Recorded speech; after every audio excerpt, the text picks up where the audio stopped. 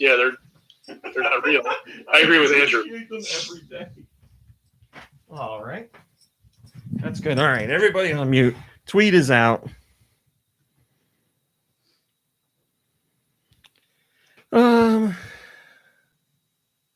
That's good. That's good. Oh man, that Elio's hat is amazing. Oh, thank you. Did you see his shirt? It's also an Elio shirt. Really? Yep. Oh my God, they made it just for you too. You love that tie-dye stuff. It was like the one shirt and the one hat that Elio's had left at their building, their hole from in the like wall. a 1997 like it's like a magazine contest. Giveaway. Yeah. Enter to win an Elio's t-shirt. Send in 7 box tops. Wait, you see that? Wait, you on the street? won that? No, it's a Christmas present from my sister. Well, I honestly have to say, one of the best Christmas presents I've ever gotten. This is amazing. Yeah, they should call it the Psychedelios. Diarrhelios. That's probably more appropriate. All right, everybody go on mute. I'm starting the show. What is this? Okay. 3, 2, 1. Go Nintendo Podcast, Webisode 805, the Staccataka Podcast. The Go Nintendo Podcast is a part of the Greenlit Podcast Network at greenlitpodcast.com. Mom Brain, Yes, dear. would you like to tell us about Staccataka, please? Staccataka. Oh, there's like hair all over your phone. I do have a beard. Well, I have hair too, but you know, it stays where it belongs. Well, it's going to be that kind of show, I guess. Ask our Roomba about whose hair it picks up the most of. What are they? Dirt events? Dirt events. 32 dirt events. All right, tell us about Staccataka. Staccataka appeared from an ultra wormhole. Each one appears to be made up of many life forms stacked one on top of each other. They're 18 feet tall. They're just about 2,000 pounds. Their gender's unknown. Their category is Rampart. And their abilities? Your favorite. Beast Boost. Thanks, Mom Brain. I guess we should jump right into this very quickly before I introduce everybody. Those watching saw it happen. Those listening did not. I passed you the phone directly, and you are not wearing a face mask because you are... No COVID. You are not riddled with corona. And I'll do you one better. I tested negative. I feel fine. Technically, my quarantine ends Monday's the last day. But I was also able to schedule my vaccine for the 25th. Congratulations. So I'll get my first dose of vaccine on the 25th at a community college. But it is important to say that even when you get your vaccine, both doses, you can still transmit to other people. Just protects you. So you can go out and not worry, but you will have to worry about perhaps giving it to somebody else. So I would like to be the first to congratulate you on testing positively towards the negative. Thank you. Thank you. Appreciate that. Said very clearly. Hello. Also,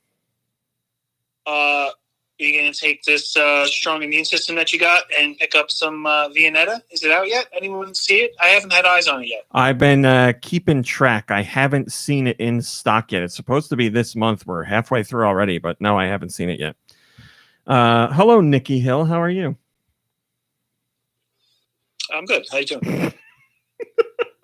Hello, Mom Brain. How are you? Great, thank you. Hello, Kirby. How are you? Doing good. Yeah. Thank you. Great. Hello, Do Michaels. How are you? Cuckoo. I'm doing very well. Also, you said he wouldn't be back. You said it was a lie. He's back. Hello, Grimbles. How are you? Hey, everybody. I'm not one to hit it and quit it, so here I am. Well, thanks for coming back. We'll have to see if this Thanks is for having me. 2 times and done or whatever. We're happy to have you. Did somebody just get shot? What is that? Oh my God! There was a door slamming. Okay. I apologize. That's what it sounds like when you fall from, the top. Grace. Fall from grace. Yeah. Is that it? The fall from grace? Yeah. Will and Grace, I believe it was. I also wanted to share a dream that not Raw Meat had, but that my mother had that involves you guys. Okay, hold on. Hello, Josh. How could you interrupt my welcome to Josh? Josh, how are you, my friend? Thanks, Josh. Good to hear from you. Call of Duty, bro. Call of Duty, bro. All right, Mom Brain, go ahead. I'm here to grace you with my presence. Thank you, Josh. Yes, Mom Brain, go ahead. So my mother called me the other day, as she has been doing every day, to make sure that I am not dead or dying. And she told me that she had a terrible nightmare in the middle of the night, and it was so bad that it woke her up, and she was so like distraught that it woke my father up. She had a nightmare that I decided to go to a huge party, like in COVID time. Mm-hmm. And she was like, I really don't think that's a good idea. P.S. And by the way, my mother really never tells me what to do. So that's the weirdest part of it. Said with a little bit of attitude, too. No, my mom never tells me what to do. She's like, okay, whatever you want to do. So she's like, I really don't think you should do this. And I'm like, well, too bad I'm going. Which also would have never happened in real life. Biggest party animal I know. Yeah. So I apparently go to this party, and while this party is happening, she knows, her mother sense, that something really horrible is happening. So she calls me, and the only people she can get a hold of is like you guys. She's like, Kirby would answer the phone, Nikki Hill would answer the phone, Michaels would answer the phone, Rami Cowboy never answered the phone, but all of the other boys were answering the phone, and they were like protecting you from having to talk to me. They wouldn't let me talk to you. And she's like, and Rami Cowboy, he's such a good boy. He wasn't even there. He would never keep me from talking to you. Never. So, and she was like telling you guys, like, I'm going to have to come out there and hurt you. I need you to put me on the phone with my daughter. Like, she was livid with you guys, but Rami was not involved at all because he's a good boy. I'm a very good boy. What the hell was your mom eating or doing before she went to bed and had, or wait, you had that dream? No, she had that dream. She had that dream. Yeah. What was she doing? Who knows? Who knows? In the dream, did she let anyone borrow her Wii U? Were there space vampires involved? No, I don't think so. Hello, Freddie Fro. Hello, Giant Reggie and Grantimus and Anastasia Beaverhausen, Hiley and Tom, Mice and Gods, Colma, Solid Master Link, my mom. Hello, Mom. Gecko Kitsune, Rakia. Oh, Rakia. You sent me a tip on the site, and I forgot to message you back. I didn't post your tip because we had already talked about that in another story earlier this week. It was the tip. It was the Australian news. So I think we might be talking about, I don't know if we're talking about it today, but I got your tip. And I didn't want you to feel bad that I didn't post it. We already posted it. Hello, Malakalo and Nintendo. I probably said that. And Tanuki Tony. And whoever else I didn't see. Shout out to my bros. Shout out to the bros from Josh. Thanks for joining us, everybody. Very happy to have you here. Hello, Guy Bones. There's a couple things that I want to talk about. I felt bad, Rakia, because I usually have the email address for the person that sends in the tip, and I email them and tell them thank you for the tip. I'm not posting because I already posted, but I accidentally deleted the tip before I got your email, and I could go through and search, but I didn't have the time, and I was like, I feel real bad. But you're here, and I told you. Hello, Roth. All right. Hello, Joe Shabadoo. You are Josh Bro, of course. Like I said, a couple things to talk about before we get into the regular news. Moving on. Number one. Josh Grow Bro. I like that. Josh Grow Bro. That's the Go Bros. We need shirts. Josh Grow Bros. Number one. Me, I'm a Josh Grow Bro. Some of you might know this already. I'm the star of the show. Oh, well, everybody knows that. Some of you might know this already, and some of you might not. Nintendo, who has been a part of the site for a long time, is moving on because we have a drum, right? A drum roll. We have a drum. We have a drum roll. Well, I forget what's on the soundboard. Me too. He has a new position at Nintendo. He has gotten a position at Nintendo of Europe. He's working. Hey, I was ready. What's that for? What is that, like a startup? I've never heard of that. New up-and-coming game company.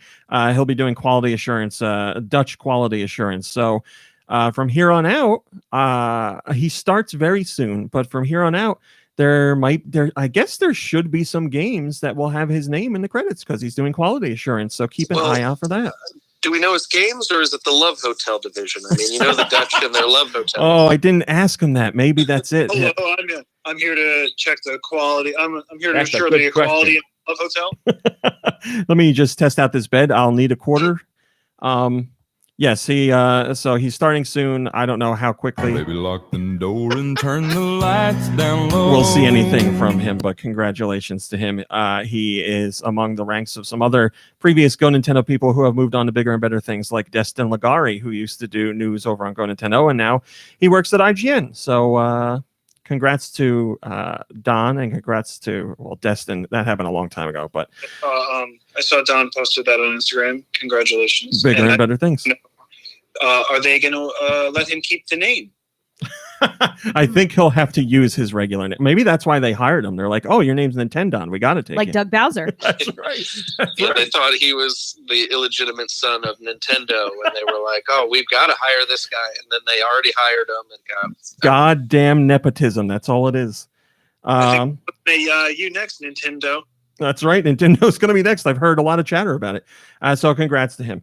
Also, next up, you guys are really funny, as in people listening to the podcast, because all of you, so many of you, I should say, had the same idea last week.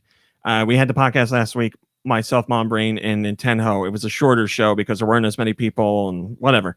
And I cannot tell you how many emails and comments I got that were like, why is the show so short this week?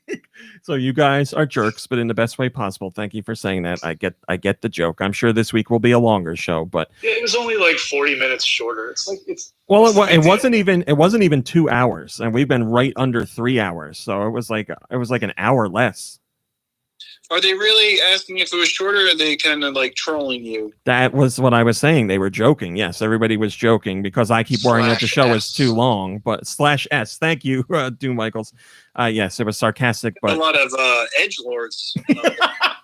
the GoNintendo podcast is nothing if not supported by edgelords of the internet. So thank you, edgelords, for listening in. I appreciate it. And yes, I know you all like longer shows, and I've been worried about that. So I'm not worried about it anymore. Whatever happens. You underestimate the power of the dark side. And then The length of the show that makes it a good show, okay? that's right. It's about how you use it. That's right. That is not correct. Oh, never mind. Apparently It's not. about what you get out of it. Am I right, Grimbles? It's the motion of the ocean, right? Not the size of the wave. It's what comes out of the show, not just the length of it. Don't you have something about tugboats, Nikki Hill, that you keep talking about? Oh, you want to bring that up right now? You want to bring that up? No, I don't. No, I don't. You better trademark that before you start saying it. We're not getting into that. That's more of an after show thing. All right, one more thing I want to talk about before we get into news. And this one I actually want to talk at least a decent amount about. And we will not spoil, but you guys listening mostly know that Mom Brain and myself are big fans of Marvel and the Marvel Cinematic Universe. And WandaVision came out on Friday, which I've been like crapping my pants for like a month now. Crapping? Yes. Shoveling? Hold on. No, the front Creaming? end of Creaming. the Creaming. Creaming. Sorry, creaming. front pleasure pants. Give me the front pleasure. Have you changed your pants, or have you just been like filling those pants all month long? Well, I am clean now, so the soiled pants are gone. They're taken care of. They had to be thrown out. But yes, Mom Brain and I watched it. I don't want to be here. I watched it as soon as it was live at like 3 a.m, and Mom Brain watched it the next day. So I watched it the second time with her because it was on my second monitor. Mom Brain, I will defer to you first and let you discuss. No spoilers, please. 10 out of 10. I will tell you, when that Marvel intro music hit, it took me somewhere I haven't been in a long time. I felt loved. I felt safe. I felt happy. I felt excited. I felt like everything was going to be okay. It brought me back to Endgame in that theater, surrounded by friends and fans. It just it brought me to a place that I needed to be for a little while. So the logo is a 10 out of 10. Yeah.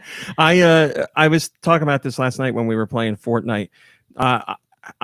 You have the same feeling that I do about like that intro, that Marvel intro. There's just something about it. It's not that it's just well made. It's that it brings back the memories of the movie adventures you've been on. And you recall, like, I love all the Marvel movies. There's not one that I think is bad. There's a couple that I don't like as much as the other ones, but it's such like a journey. And as Grimbles was saying last night when we were playing Fortnite, it's the Marvel stuff is like especially when it's released like this in a weekly format, is like an event. And the Marvel logo makes me think of an event. Like I'm sitting down to watch like an event, the continuation of this huge story.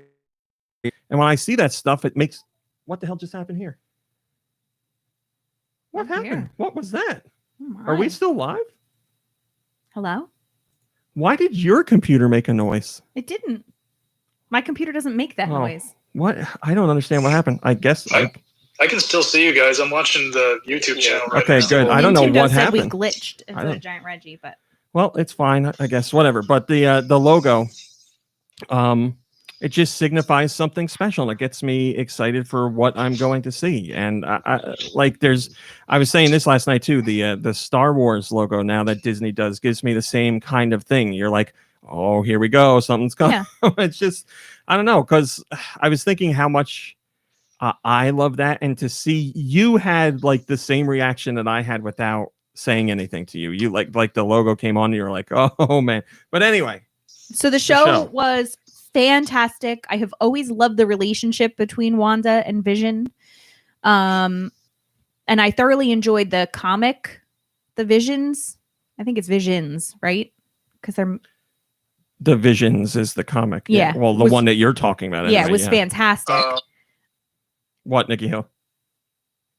I thought you were talking about like the Vision's comedic vision. No. I think I really liked the whole feel of the show without giving anything away. I liked that that you can't quite put your finger on what exactly is going on. And I think that's really like intriguing, but that's not the main focus all the time. Like what's happening, what's going on. I really loved it. I thought it was a fantastic show. It's so far removed from other Marvel stuff, but it's also firmly in the Marvel universe, obviously. But the way it's presented is very different. Like it has, I'm sure most of you know, it's like an homage to a whole bunch of classic sitcoms. And it's not like that's like throwaway stuff in a show. That's very important to the show, but it's also the bulk of the show, at least in the first 2 episodes. Like that is crucial to the story they're telling, but also they are going so out of their way to. Is somebody not muted? Oh, sorry, that was me. I was. I keep wanting to chime in, but keep going. It's an important part of the show, but they go so far out of their way to really respect what those classic shows were, and to try and match that formula exactly down to like how it's shot and how special effects are done and the kind of jokes and the pacing. It's so well done. So it's like, again, without spoiling, it's like 80% an homage to that kind of stuff, but that's going to open up into other stuff as the season continues. And then the other 20% is mystery and intrigue. And obviously there's things going on that we don't understand yet. And we're going to get more into that. It's a slow burn, whereas a Marvel movie, has 2 hours or 2.5 hours to do its thing. And is very action oriented, and I'm not knocking that. I love that stuff. I love all the Marvel movies, but this is very different. This is a slow burn with mystery and intrigue. And I was saying to somebody else earlier today, if the critics, this is the highest rated Marvel project or Marvel Cinematic Universe project of any of them. It's 97% fresh on Rotten Tomatoes. And I was saying, if this wasn't tied to Marvel, like take out the ties to Marvel and but keep all the characters the same, just a character that's like Wanda and a character that's like Vision, and tell that same story.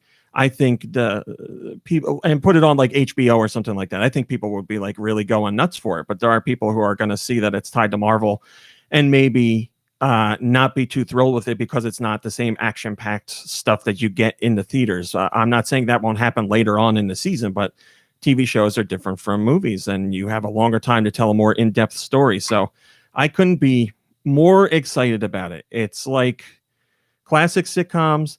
It's I said to Mom Brain, it gave me a little bit of a Twin Peaks vibe too. And I happen to be on a Facebook group today, or I'm part of a Facebook group that's fans of Twin Peaks.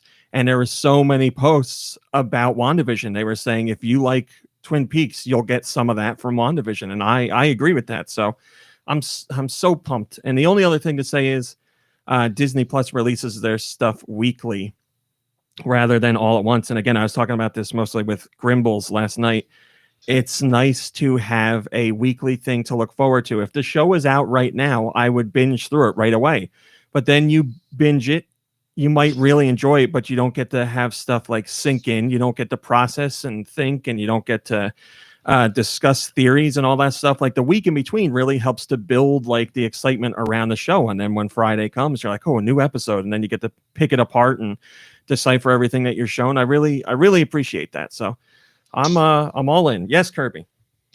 Oh, yeah, I was just going to say, I also I appreciated the fact that there's only currently 2 episodes out, because if they had released the entire season, I probably would have been too intimidated, because I'm not much of a binge watcher. Like I tend to watch movies more than TV series, but this helped it. I saw it was only 2 episodes, and I was like, yeah, why not? And so it helped to ease me in. No, you're right. That's a very good point. I was making that same point to other people who I was telling the show or telling them about the show, because I was like, the show just started and you can't binge it. There's only 2 episodes right now. So I was like, if you're curious about it, now's the time to get in, because there's not a lot. It's not even an hour long between the 2 episodes, like 50 plus minutes. In the chat, Freddie Fro says, even the old show it was parodying, we'd unironically watch an entire show about it. I would watch that. Yes, I thought as like aiming for that type of humor, I thought they did a really good job. Like Mom Brain, you laughed out loud at the show. I laughed too. I thought they did a really good job with it. Yeah, it reminded me of watching Nick at Night. Yes, like exactly. Nick at Night. I can't wait for WandaVision to get to the George Lopez section of their throwbacks. Oh, no. That's horrible. That's the episode that'll start with everybody jumping on a trampoline. But Kirby, yeah, you might be able to say that you binge watch movies because you sit down and you watch the whole thing for 2 hours. I guess you could consider that a type of binging. Like last night I watched Deadpool 1 and 2 back to back. You binged that. You binged the whole Deadpool series. I see people in the chat saying 2 a week sounds like it would work well. I don't think it's 2 a week. I think it's 1 a week, but they just debuted with 2 episodes this week. So I could be wrong. I'm sure somebody could look it up and find out, but we don't talk about these things at the water coolers anymore, people. We're big people. We're big boys and big girls. Put the whole show out, and if you want to binge it, you can. And if you want to watch 1 episode a week, you can. I don't know why you guys are praising this. I was waiting. You just don't have the fortitude to hold back when a full show is available. I think you should put everything out there, and you guys should watch it 1 episode at a time, once a week, and then talk about it. That's what I think. And then a guy like me can binge it and make his judgments about a show that he doesn't remember because he binged it too quick. See, I would love to have that world as well, where you have the option to binge, or you can watch 1 episode a week. The problem is the internet. Spoilers are inescapable. I cannot trust that I'll be able to binge things in the amount of time everybody else does, that I'm not going to get things spoiled. So the last 4 or 5 shows or games that I've tried to avoid spoilers for and gone out of my way for still get things spoiled. So I would normally agree that yes, we should have the option. Hi, Steister. You either you have the option to binge, or you watch as many episodes as you want. You watch 1 a week, whatever. Yeah, that'd be great. But I'm too worried about things getting spoiled for me. So that's a good point. You make a good point. We live in a world like that. 2 internets, 1 internet for the bingers, 1 internet for the non-bingers, so that there's no crossover. I do, and then any other problems that you have, let me give you a solution. Like I said, I appreciate that people want to binge, and I do like that they have that choice. But me personally, I like the excitement of. It's hard to say, because I like the excitement of having to wait and analyzing and reading what people are talking about and all that stuff, and everybody being on the same page. I really like that. But I also want, like I said, if all the episodes were out now, I would watch them in a day or two because I'm that excited for it. But having to wait builds the excitement. Like it was the same thing with The Mandalorian. I was very excited for The Mandalorian. I would have watched all the episodes if they were out at the same time, but having to wait was fun in a way. And it's not something I thought originally I would say, because, you know, we're watching stuff on Netflix and all that stuff comes out at the same time mostly. But then, you know, with Stranger Things, you watch Stranger Things, and I really loved the last season. It was fantastic. I can't wait for the next one.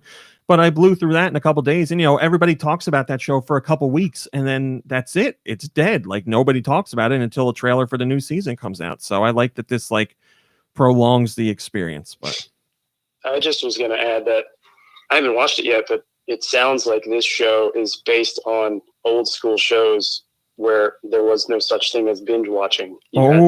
That's a good point. Every week. That is a really good point. Yeah, obviously that's very much the case here. Like the show, as it is right now, spoofs. I don't want to say spoof isn't the right word. It pays homage to Bewitched and the Dick Van Dyke Show and a little bit of Leave It to Beaver too. So that's where it's at right now. But then that's going to evolve as the show goes on. But yeah, those shows you had to wait week to week for.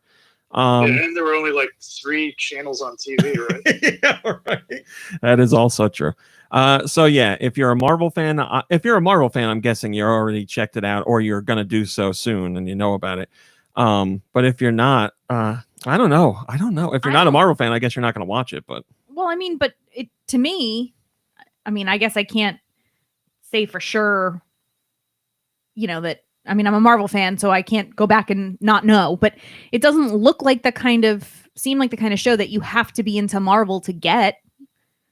I mean, so yes, far. I mean, like the Marvel aspects will certainly play into it now, and you'll get more from it if you're following Marvel. Yes, but it's very interesting you say that because it seems like the type of show that you could go in blind and be intrigued by it and then want to learn more about the Marvel stuff because of it. So I definitely get what you're saying, because it's right now it's its own thing completely. I don't know where it's going to be when it ends. When it ends, there might be a whole bunch of stuff that only makes sense to people who saw the movies. I don't know. But right now, yeah, you could go in not knowing anything about Marvel, and I think you'd be intrigued. If you went in right now not knowing anything about Marvel and watched like the bulk of the first episode, you would think it's just a send up of those classic sitcoms until things. So, but yes, I'm very, very excited about it. So I can't wait to see the new episodes. I just want to talk about it because we talk about Marvel here from time to time. All right, Mom Brain.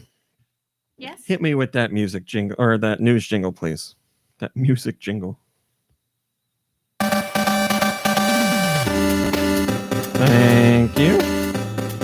We got a little bit of an update on the UK software. Oh, wow. Where'd that one come from? It's right next door. We got a little bit of software sales update for the UK, as things are still going really well over there for Nintendo. And there were some notable things to point out this week, so that's why I'm going to tell you. Over 260,000 boxed games were sold in the UK last week, and that's more than a third in the same week in 2020. Switch game sales were up over 123% compared to the same week last year. And Animal Crossing maintained the number one spot despite sales dropping 47%. Now, remember, Animal Crossing or any Nintendo game in the UK software charts does not include digital sales. So Animal Crossing was number one with only physical sales on a chart where every other game that's not from Nintendo includes digital sales. And Mario Kart 8 Deluxe was number two. So the Switch is, let's see, 1, 2, 3, 4, 5, 6, 7. 7 of the top 10 games are on the Switch, and of those, 1, 2, 3, 4 of them are exclusive. So that's pretty crazy. UK just shows more and more love for the Switch every week now. Entropy says, my, how Animal Crossing New Horizon is a feisty little beast, and its development was probably way less than, let's say, The Last of Us Part 2, and has sold some 6 to 7 times more. Nintendo has another hit on their hands, indeed. It's I would imagine they didn't spend anywhere near the amount of time on Animal Crossing New Horizons as they did The Last of Us Part 2, but they are completely different games. Yes. Thank you. That's what I wanted to say. Thank you. Yeah. A buttload of work went into each game without a doubt, but there are different systems and different topics and different gameplay styles and different goals for the games and all that. So yeah, they're completely different. It makes more sense to compare Animal Crossing with like Call of Duty. Oh yes, everybody loves that. Everybody who plays Call of Duty is an Animal Crossing fan, and everybody who plays Animal Crossing is a Call of Duty fan. Animal Crossing, bro. Oh, also, I did want to make a comment real quick. I believe today is PC's birthday. Today is PC's birthday. Happy birthday, PC. I wished her a happy birthday earlier today. I believe she's 87 years old today, so congrats to PC. It is a day over 63. Mom Brain, I was just thinking, wouldn't it be amazing if GoNintendo had a Marvel intro? Like all the stupid crap we talk about on the podcast and all the stuff we've done on the site and everything. I thought you were going to say, wouldn't it be amazing if Josh had a birthday song? He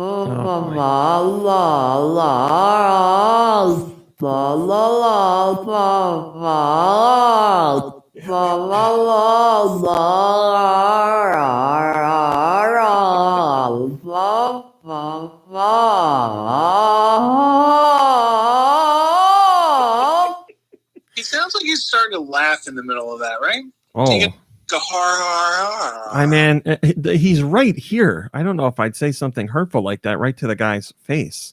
I didn't say it's not beautiful, but I feel like he's starting to mock, as if to say, you are getting another year older, whereas I cannot age.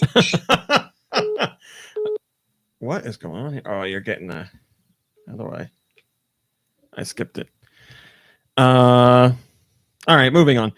We have an update on the Pokemon Go revenue for 2020. We have the final number, and it's mind-blowing.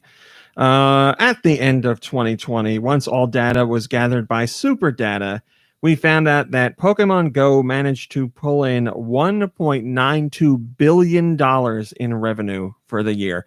So the biggest year the game has had ever in terms of revenue. And it was already at that point like 9 or 10 months through the year. So just adding on top of that, but $1.92 billion. And as I've said a few times now, there are plenty of people who think Pokemon Go is dead and Pokemon Go died like 6 months after it came out. And it's not anywhere near dead. It's in the top 10 mobile games on both Google's Play Store and the iOS App Store. So people are playing, and they're playing a lot. And like I said, as well, Niantic did a fantastic job adapting the game for at-home play because of the pandemic. And some of those rules are still in effect right now. And it paid off for them, literally. Rat Mastered says, wow, people barely left the house this year, and yet this game remains a cash cow for the Pokemon Company. Yeah, Niantic was, I would argue that Niantic was the company that was most on top of it as compared to any other game company. They made changes very swiftly, and they were quite robust too. So I don't know if they saw the writing on the wall a little bit more than anybody else did at the time, but they shifted it and it made a big difference. They made it easy for you to play home or play, locally, just like in your yard or something like that. So people are playing safely. Right now they're not because we've had 2 stories in the last week of the lockdown in the UK because of the pandemic, and the police have picked up multiple Pokemon Go players because they decided instead of following the rules of the lockdown, they were going to go out to play Pokemon Go. I believe that I know police were involved in both of them, but I believe the police picked up one of the players, and then the police told the other ones just to get home and what the hell are you doing out? So please play safely if you are playing. Hylian Tom says, if you see Betty White trending tomorrow, do not panic. She turns 99 tomorrow. 99, really? Holy crap. Can you look up how old Bob Barker is? I want to know that. He's 90. Do the police, in that situation, confiscate their Pokemon? Yeah, any Pokemon they caught while they were out and about. 97. He turned 97 on December 12th. Good for him. Yes, Nikki Hill, they make you turn Bob over your Barker Pokemon. still living? Get an update on his health status is like the first link that comes up. He's got to be worth a lot of money in those death pools that everybody does. That is disgusting. He's worth at least $2,000. I get it. God damn it, that made me angry. Mom Brain, you don't know. I was watching The Price is Right, and some woman bid $2,000. So does that mean 2,000? That's what she meant. So here's my thing. Because if I was watching it with you, I probably would have jumped down her throat because I love to like make fun of people and all that stuff. But because I wasn't watching it live and because you sent me that clip, Raw Meat, I was kind of like, oh man, like I feel real bad. She was probably so nervous and like, I don't know how I would act and stuff like that. And I feel like, Raw Meat, you'd be nervous as heck. I don't know if you'd say 2,000, but I would. I will tell you exactly. I'll tell you exactly what would happen. I would be nervous beyond belief. I would cry undoubtedly. If I just imagine myself being on The Price is Right, I start to tear up. I would definitely cry, but I would not forget how numbers work. But in her defense, you could say 1,700, 1,800, 1,900, 2,100, 2,200. Like, you're saying in her defense, as an adult woman who should know that you don't say 2,000 by now, that it's okay. I mean, yeah. And you know what happened after that? She didn't know how to play the game. The other guy there said 1,200, right? And like she's nervous, and she went to say 20,000 at first, I think, and she was like, "Well, no, 20,000. I meant 2,000." It's like, I mean, is that better or worse than the people who do $1 over? No, okay. The people who do $1 are the spawns of Satan. This woman is not as bad as them. No. Or that I will very clearly draw that line in the sand. This woman made me angry, but I will take her any day over the $1 bidders. Those $1 bidders can go straight to hell. Yes, I know it's a game. Yes, I know it's how you get up there. But listen, there's 4 people there. Can you at least give me a $250 buffer? You're probably still going to get the bid get it right if you do that. But you got to do $1 over and squash the other person's Your mother's dreams. dropping some serious wisdom. What's she saying? In the Discord? Bid $1 is fine, but $1 over is terrible. She's right. Oh, bid $1 is fine. Yeah, she's that's right. fine. Those are words to live by. Then you have the assholes that are like $2. Oh God, it's making me so mad. I can't talk. And I feel like it happens a lot more in today's day and age. In today's day and age, right? Yes, we live in a dollar over society right now. Don't be $1 over person. Be $1. Just be $1. Don't be a 2,000 person. For $1. Well, that woman spun $1 on the wheel anyway, so it doesn't matter. She did great. You know, it does matter because that probably made you even angrier. I'm sure. She says like it's insult to injury, and the people that do it laugh. They You know do. what? They're like, 1201. It did make me very angry, but Mom Brain bringing up the people who bid $1 more has erased my anger for this woman. Was it a stupid mistake? Sure, but we all make them. I'm not mad at her anymore. I am turning my anger back to where it deserves to be focused on the $1 extra people. Mm-hmm. Hey, Rami. Yeah. I love you 3,000. Thank you. That's beautiful. All right. I wanted to pipe in if you don't mind. No, I would love to. Go ahead. It's so shocking to me to see you so upset with someone and everyone around you is defending that person. But anyway, also like the dollar thing, like that's part of the strategy of the game. Like, would you yell at someone in Wheel of Fortune for picking RSTLNE rather than a Z? No. The distinction here is that the dollar is like directly screwing the contestant. You have 100% locked that other person out from any potential of winning with your dollar overbid. Unless they were to get it exactly right, which has happened, and which feels really good. Yes, it's not a 100% assured thing that you are locked out, but it's pretty damn close. And your job or your goal in doing that is locking one of the contestants out completely. Is it against the game's rules? No. Could I live with myself doing it? Also no. I could not do that. They should do a combo of Price is Right and Let's Make a Deal. And if anybody gets up there for bidding $1 over, they automatically get a song prize. But they don't know they're playing for a dog prize. Like they win a car and then they pull back the curtain and it's like, a donkey driving a cart or something. Oh, I like it. Nikki Hill, let's make a deal primetime this Monday. What? I'm telling you, this Let's Make a Deal is on in primetime this Monday. Has it not been? What? Oh, primetime is... primetime is 8 p.m., baby. Yeah, wow. Why did they make the change? Because game shows are a hot commodity right now. How are they doing game shows that are like huge crowds like that? They don't have... No. Let's Make a Deal is a socially distant crowd. There's like maybe 20 people there, and they have a virtual crowd to play as well. Maybe 2,000 people. Wow, I can't watch that because I don't have television. And The Price is Right is socially distanced as well. And I don't...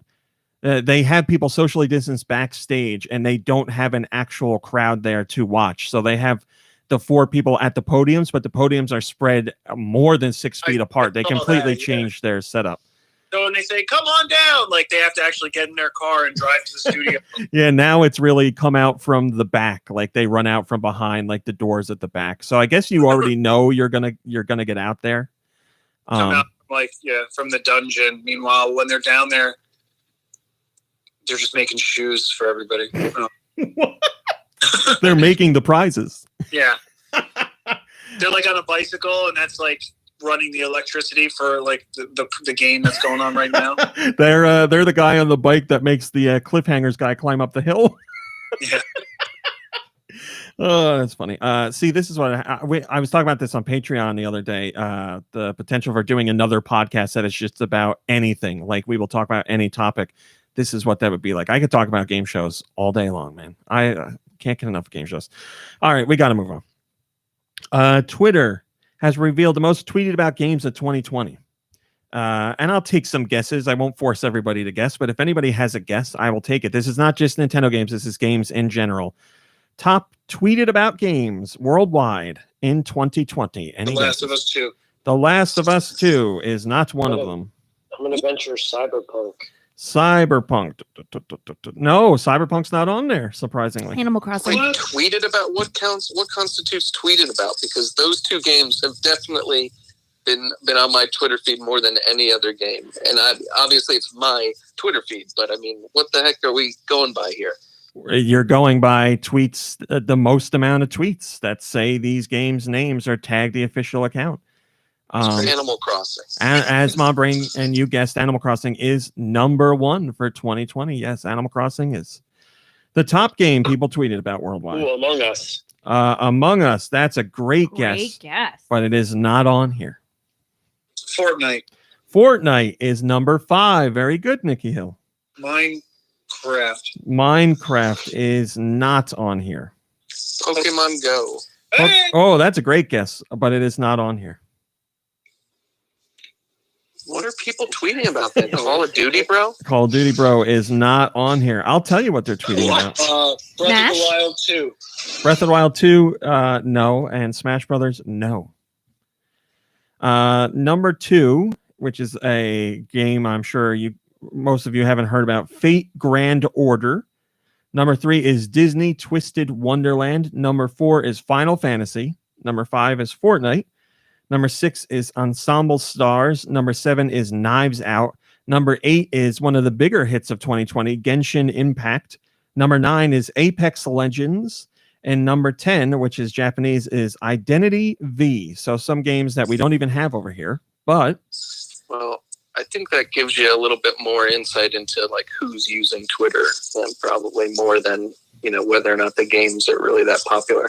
Yeah, this Twitter site sounds like a total garbage dump, to be honest. Yes, it certainly. I mean, there's Jesus. I don't know. Mom Brain, can you do a quick number crunch there and tell me how many people are on Twitter? But yeah, it tells you like how many people are just how many people are on Twitter. 33.3 repeating, of course. Yeah, it goes to show what the Twitter audience is tweeting about. 330 million. There you go. Thank you. I mean, according to Statista.com. What's the date on that? 5 days ago. Okay. There you go. So of the 330 million Twitter accounts out there, that's the games people are tweeting about. 300. I'm glad Last of Us 2 isn't on there, because it wouldn't really be about the game, would it? It would just be tweets about, what people are pissed about. Yes, yes. You should be. There's no doubt it was tweeted about a lot, but yes, the tweets wouldn't be, by and large, wouldn't be good about the game.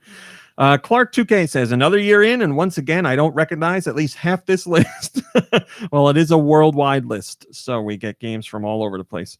And like I said, games that aren't even out here yet, but will be as soon in some instances, but not all. What time are we at? I'll do one more. We got a new trailer, finally. Actually, we got 2 trailers this week, but at the time, we only thought there was going to be 1. We got a new trailer for Super Mario 3D World plus Bowser's Fury. This is coming to the Switch on February 12th, I believe. And after many, many months of waiting to see what Bowser's Fury mode is all about, we finally got to see it in action. And hot damn, it looks like a lot of fun. It is a whole new world for Mario to explore, and it's more focused on, I would say, Odyssey-style exploration, but with the design elements and platforming and aesthetics of Super Mario 3D World, so more whimsical, I would say. You go around these islands, and your goal is to collect cat coins to open up or unlock a Giga Bell. Now, the bell is what you use in Super Mario 3D World to turn into a cat. The Giga Bell turns you into a giant Mario cat. And you do that because Bowser has been caught up in some strange goop that is out in the water, and it causes him to go crazy, and he turns into like a Fury Bowser or something. I forget what it's called, but he's like furry Bowser. He's like covered in this black goop, and he's like shooting, like he's spewing like lava beams and raining down lava on you, and it's just going crazy. Standard. And you turn into this Giga Cat Mario to fight him it's like a kaiju movie. Like you're both giant monsters fighting each other. And you can send Bowser back into the waters, and then it starts over again, and he'll eventually come back out for another fight. But your goal is to like clean up the islands and get all the cat coins and explore everything, and blah, blah, blah. As you're playing, the weather will start to change to indicate when Bowser's going to wake up. So it'll go from bright and sunny to a little cloudy to a little rainy to like a full-on storm, and then Bowser shows up. And if you don't have if you haven't collected 5 cat coins to unlock the Fury or the Giga Bell, then Bowser's going to attack, and you're just going to have to hide. But Bowser attacking can be a good thing, because he'll make lava platforms that when they harden, you can use them to jump on and access new areas. So sometimes you might not want to fight Bowser. You might want to let him do his thing so you can reach a new area and gain access to new coins. How long is that mode going to be? I don't know. If I had to guess, it'll be like an hour or 2. I can't imagine it being anything like... It's not going to be even half the length of Super Mario 3D World, but it's a little bonus in there for people who played the original Super Mario 3D World. Wow! Incredible! And go ahead. And those of us who love Super Mario Sunshine will be delighted to see that Bowser Jr. has his little paintbrush back. Oh, that's right. I forgot to say that. Yeah, Bowser Jr. comes to Mario and is basically like, hey, Bowser's gone nuts. I need your help. And Bowser Jr. and Mario team up. A second player can play as Bowser Jr., but Bowser Jr. will also tag along with you in single player, and he'll like paint stuff on walls to unlock power-ups for you. So, yes, he has his paintbrush back, but he's doing good this time. He's not being an asshole. So, or at least, not until you fix what's wrong with Bowser, then I'm sure I'll go back to being a jerk. But yeah, we got 2 trailers of that, and it looks really awesome. The music that is in the Bowser's Fury mode sounds so good. I'm really excited for that. Like I said, it comes out January 12th. And the only other thing really to point out is, if you don't remember, if you didn't know, Super Mario 3D World will now... It was always 4-player on the Wii U, but that was 4-player local multiplayer. But on the Switch, it is 4-player local multiplayer and online multiplayer. So if you want to play along with 3 other friends around the world, you can do so. And one of the other changes is the Captain Toad levels that were in Super Mario 3D World were single-player only, but now they have been changed to allow for 4 players to solve the puzzles together. So 4 of you can go through the whole journey in Super Mario 3D World together online if you would like to. Shillelagh says, about time. I hope it finally shows what Bowser's Fury is about. Well, it did. We got it. We found out I don't want to say all the details, but we found out a lot of the details. So, I really love Super Mario 3D World, and I'm very excited to play through it again. Because the first time I played through was for a review, and there's, embargo and all that stuff. So I was looking at it in a different light. But now I can kick back and more slowly appreciate it. So I'm very excited about that.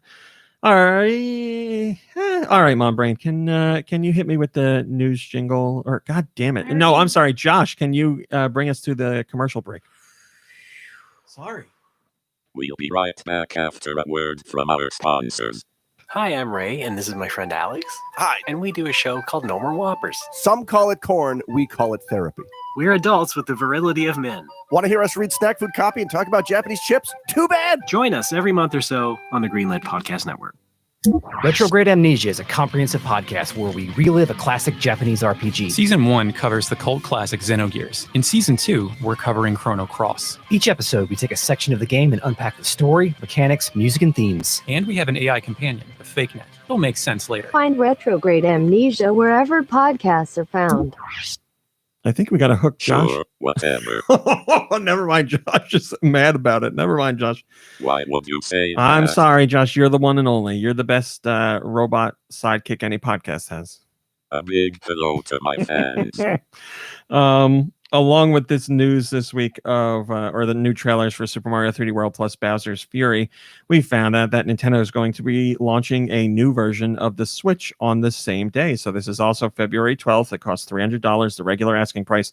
I want to make sure you know that this does not include Super Mario 3D World plus Bowser's Fury. So it's just like the Animal Crossing New Horizons Switch. It was themed based on that game. But it did not include the game. So if you are getting this Switch, it is just the Switch, not the game. But this is a Mario-themed Switch. So the Joy-Con are red and blue. Well, the Joy-Con are red, and the whatever they are. I never remember what they're called. The Roy-Cons. The Joy-Cons and the Roy-Cons.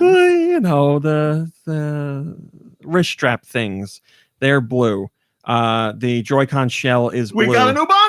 The Switch dock is red, and the Switch itself is red. And it also comes with a nice carrying case for your Switch, which is red and a blue zipper, or a blue zipper track with yellow zippers. So we got a little of Mario's overall buttons on there as well. Yes? Thank you. It's tough being a hardcore fan because... as a hardcore fan, you're going to be obviously the first in line for a Switch when they're only black. But years down the line, when they come out with all these cool Switches, you've got to, as a hardcore fan, shell out money to buy another Switch. Whereas people who slept on it, they get to just stroll into the store and pick up this awesome Mario Switch. And it's kind of like, as a true fan, you feel like you're getting hosed. But I get it. They can't come out with the Mario Switch day one because they don't know if the Switch is going to sell. I don't know. I just wish some of us, hardcore fans could get, the thing we need here. We don't need these generic Switches. We need the cool ones, right? Am I right? There's only so many colors they can release at launch. We get some pretty cool colors at launch. Yeah. There's so many different Joy-Con colors that you can accent the system with. They did. Yeah, they had 2,000 different colors. I get it. Yep. No, I got the red and blue.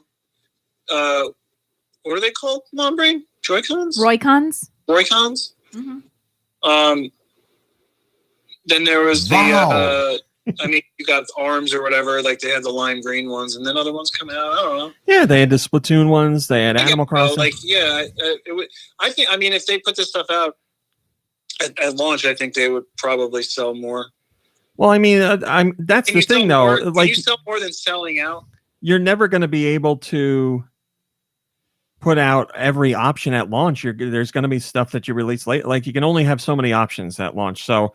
If they had the Mario one at launch, you'd be cool with that. But like when the Animal Crossing one came out, you didn't care really because you're not into Animal Crossing. So it's just, it's kind of the reverse. Animal Crossing has been out for a while, and now the Mario one's coming out. Plus, it's the 35th anniversary of Mario and all that. So I understand that it's the anniversary, but like if they put out a Mario edition or like a Zelda edition, those would probably sell really well. Yeah, I mean that's why they're putting them out with a Mario game. The problem is they're selling them.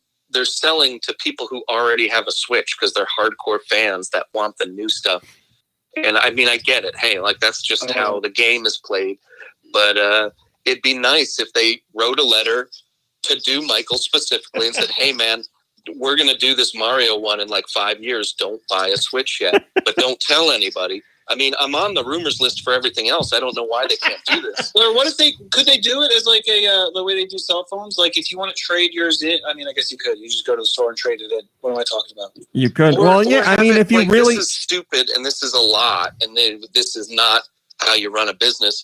But like, send me a letter or a box and be like, send us your Switch. We'll paint it with the Mario thing and send it back to you. Like, I want the Mario Switch. I don't want to have to buy a second Switch. Yeah, you guys can do that. There's companies that do that. You could do it right now. What can you get for a secondhand Switch, like on the eBay? Oh, well, then you just sell yours and buy a new one. I don't know. It depends. I know it's going to depend on the battery because there's 2 revisions of the original Switch. One has a better battery. But yeah, they were going above retail price like a couple months before Christmas, but I don't know what they are now. I mean, and obviously it's going to be different between opened and unopened, but Switch is still hard to find, so you should still be able to make at least a little bit over retail price, but I'm not sure off the top of my head. Just sell your old one and buy the Mario one. Yeah, you could do that. Easy peasy. That's true, too. You know, I don't like having Grimbles on here. Like, I like when people just let me rant instead of come up with answers. I don't need answers. I need someone to listen to me rant. I like how Grimbles gave a solution to the problem. I gave a solution to the problem, but he doesn't want either of those. Well, in a relationship, when someone is complaining, or they want you to listen, they don't want you to solve the problem. They just want you to listen. I'm sorry, Stu Michaels. Grimbles and I understand your frustration. It's valid frustration. You're a valid person, and I love you. You just called that a salad frustration. Grimbles and I are here for you, dude. We hear you. We're your That's shoulders. All I wanted.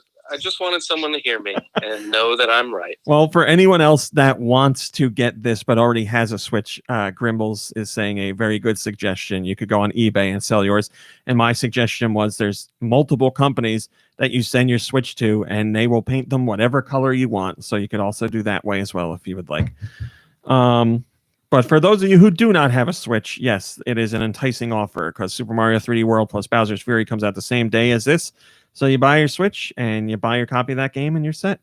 Shillelagh says that's the first color change for the Switch, the dock and the Joy-Con grip. Well, there you go. We've had Animal Crossing, which was I guess that wasn't the Joy-Con. That was definitely the Switch and the dock. Was it the Joy-Con? I don't remember. Who the hell knows? I'll take Shillelagh's word for it. Speaking of Animal Crossing New Horizons is France's best-selling retail title for 2020. It topped all other games there. And when we talk about the UK, we say that's magnifique PlayStation territory. But when we talk about France, that is Nintendo territory. France is very big on Nintendo. Formidable. So Animal Crossing was number 1. We don't have the number of units sold, but we do know that it topped everything else in 2020. Giant Reggie says, pardon my French, but hell of an achievement for Animal Crossing. Giant Reggie, you're really doing it lately, my friend. Nintendo has been making copyright claims, which is typical Nintendo. That's what they do. This time they're going after Game & Watch Super Mario Brothers hackers. Nikki Hill, you have a Super Mario Brothers Game & Watch? Affirmative. You have not. We have one too, don't we? I have one. Yes, I believe. Do you have one? Yeah, I got a wonderful Christmas gift from Nick Mound. Have you? That contained a Game & Watch. Have you been hacking it? I don't know what that means. Well, then if I did, I probably wouldn't. You're safe then. There's somebody who has been making videos on YouTube showing how they've hacked the Game & Watch Super Mario Brothers to add in different games. They've been adding in other Nintendo. That's right. Nintendo other Nintendo ROMs and playing them on the Super Mario Brothers Game & Watch. And obviously Nintendo is not happy about that. So they did a copyright strike or a copyright claim to take down 2 of this guy's videos because they don't want fans taking ROMs and putting them on the Game & Watch Super Mario Brothers.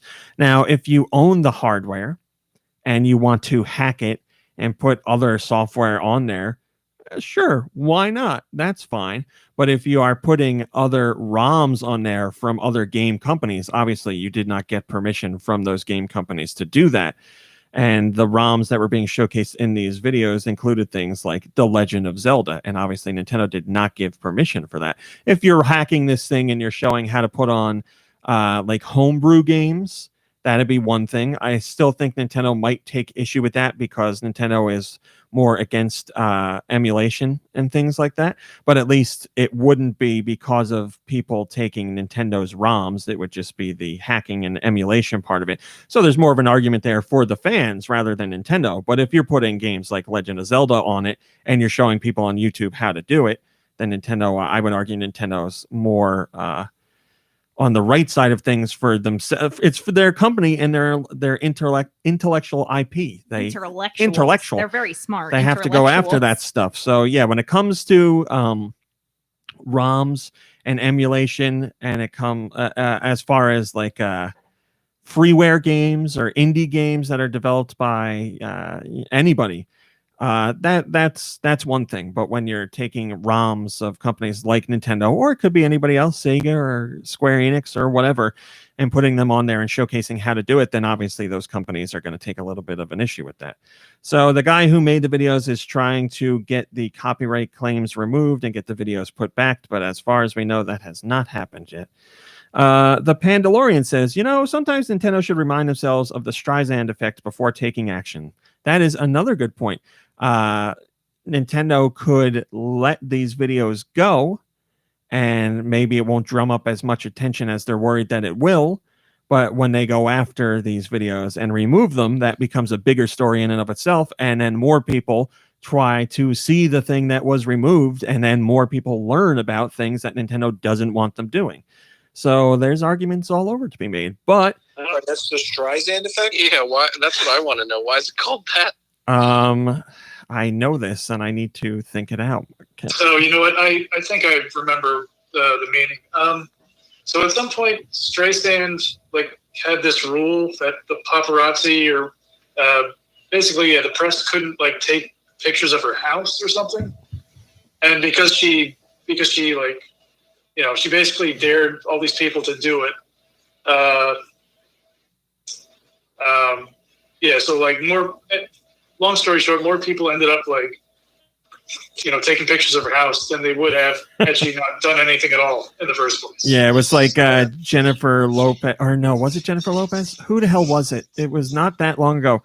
It was Beyonce. Beyonce. There was a picture of Beyonce that was extremely unflattering of Beyonce, and she went on a tirade to try and get it removed from the internet, which made it a thing, which made sure it was never removed from the internet. People notice me, senpai. Notice people me. still to this day are like, "Hey, here's that picture that Beyonce wanted nobody to see," and they put it up, and it makes it to the front page of Reddit. There it is. So, oh, is it in the chat? This story reminds me. There it is. That's the picture. Sorry, Grimbles, go ahead. I was going to say this story reminds me of the Metallica versus Napster thing. Yes. It's like Nintendo, do you really need to squeeze a few more bucks out of the Legend of Zelda? Well, see, that's the game. That's the thing. Nintendo is still making money on that game. Nintendo is one of the few companies that still puts out all their classic stuff. So, I can see why they want to speak up about it, but I also think they overstep a bit too much. I don't think they need to go as strongly as they do. But then again, Grimbles, just this week, I was talking to Vitamin G because Vitamin G asked me about the name of a system, and I'm not going to say the name of it. And he's like, "Is this thing any good?" And I was like, "Oh, that's one of those bootleg systems." And it was filled with NES, Super Nintendo, Genesis, Game Boy, TurboGrafx, all those ROMs. And I was like, "Oh, that's a bootleg system like that. None of the company's games that are on there have been approved by those companies." And he didn't know that. So there's people out there who are buying this stuff, and I have no idea that it's not legal, and the company that's doing it just makes as much money as they can until they get shut down, and then they disappear. So, I think I saw an ad for a system like that on Facebook or something, and and they were like listing off all the games, and they had a game. It was Donkey Kong Country, but they called it Monkey Kong. Completely different. Yeah, like they couldn't like. First of all, they were. I guess they were trying to call it Monkey Kong, but they couldn't even spell it right. So Grimble's like right now, Nintendo has the NES and the Switch Online, or the NES and Super Nintendo Switch Online collections, which have Legend of Zelda and Donkey Kong and all those, but with save states and online play added and all that. So Nintendo still is making money off those, but they also don't want how do you say this, unpure versions of their games put out there, because anything that's emulated, even if it's minor, will not be running as it originally ran on the hardware. So I totally get what you're saying. I think Nintendo goes too overboard with it. But they are still actively doing things with those classic games. So I see both sides. Grimbles, just tell us you're stealing games. Just come out with it. I admit nothing. I see both sides too. I bought a lot of these games on the Wii. Like a lot of like $5 here for an NES game or $8 here for an SNES game. And those are gone. If I don't have my Wii, I can't play those again. And I wish there was a way that Nintendo would know that, like, look, I bought these already. Let me play these. And, like, yeah, you're talking about the Switch things that they've got, like with the NES and the SNES. But it's the games they want you to play, Like, it should be a whole list of games, and it should be like, oh, Do Michaels, we saw that on the Wii. You bought Urban Champion. You can play Urban Champion. I don't know why you'd want to, but you can. So, like, I don't know. There's something that really irks me about it moving forward. I'm not saying, hey, I'm going to hack my Game & Watch and play whatever I feel like I'm entitled. That I don't think is right. But I wish that they would do something for the fans where it was like, okay, we know a lot of people bought these already. Is there a way we can track it? Is there a way that these people can still play these beloved games? Or do we just keep charging them every 5 years when we drop it again? Well, see, that's another argument altogether, because how long does Nintendo do that? Like, how many systems do you continue to do that for? Like, are you going to be 50 years down the road still making sure that somebody who bought Wii Virtual Console games can play them on your newest system? Because then it's only fair. Well, I'm not saying it's not fair, but I'm saying you're going to hit a point where it's so far back and the return is so small, and the time it takes to make sure that your stuff works with the last 8 legacy systems is going to add in a whole bunch of work that doesn't go towards new games, and a whole bunch of work that is going to add to the development time of the system. Like, backwards compatibility is great, but you can't do backwards compatibility forever. I would love if that were a thing. I would love if they could do that. As a consumer, that would be fantastic. But as a business, you can't go and support your legacy stuff forever. There's got to be a point where you're like, we can't support that anymore. What if they start doing stuff where, like, you have a game and you can maybe change the icon of it to a QR code that's specific to that download game or something, and now, like, the new system, you can scan it. Yeah, that'd be great. Or if the more important thing that I want to say is, please, someone at Nintendo, open up a line of communication with Do Michaels. He's got questions. He wants answers from you. He just wants that communication back and forth, it sounds like. That would be like the biggest mistake they ever made, by the way. They would have to have a whole division for me and my questions and my rantings, and like, it just wouldn't be worth it for them. It's like Celery Man. They just walk into this chamber, sit down at a computer, and it's a direct line to you, and that's all they do is answer questions all day long. And then they close the computer and go back, and then they come back, and there's a bunch of messages, like all these extra questions.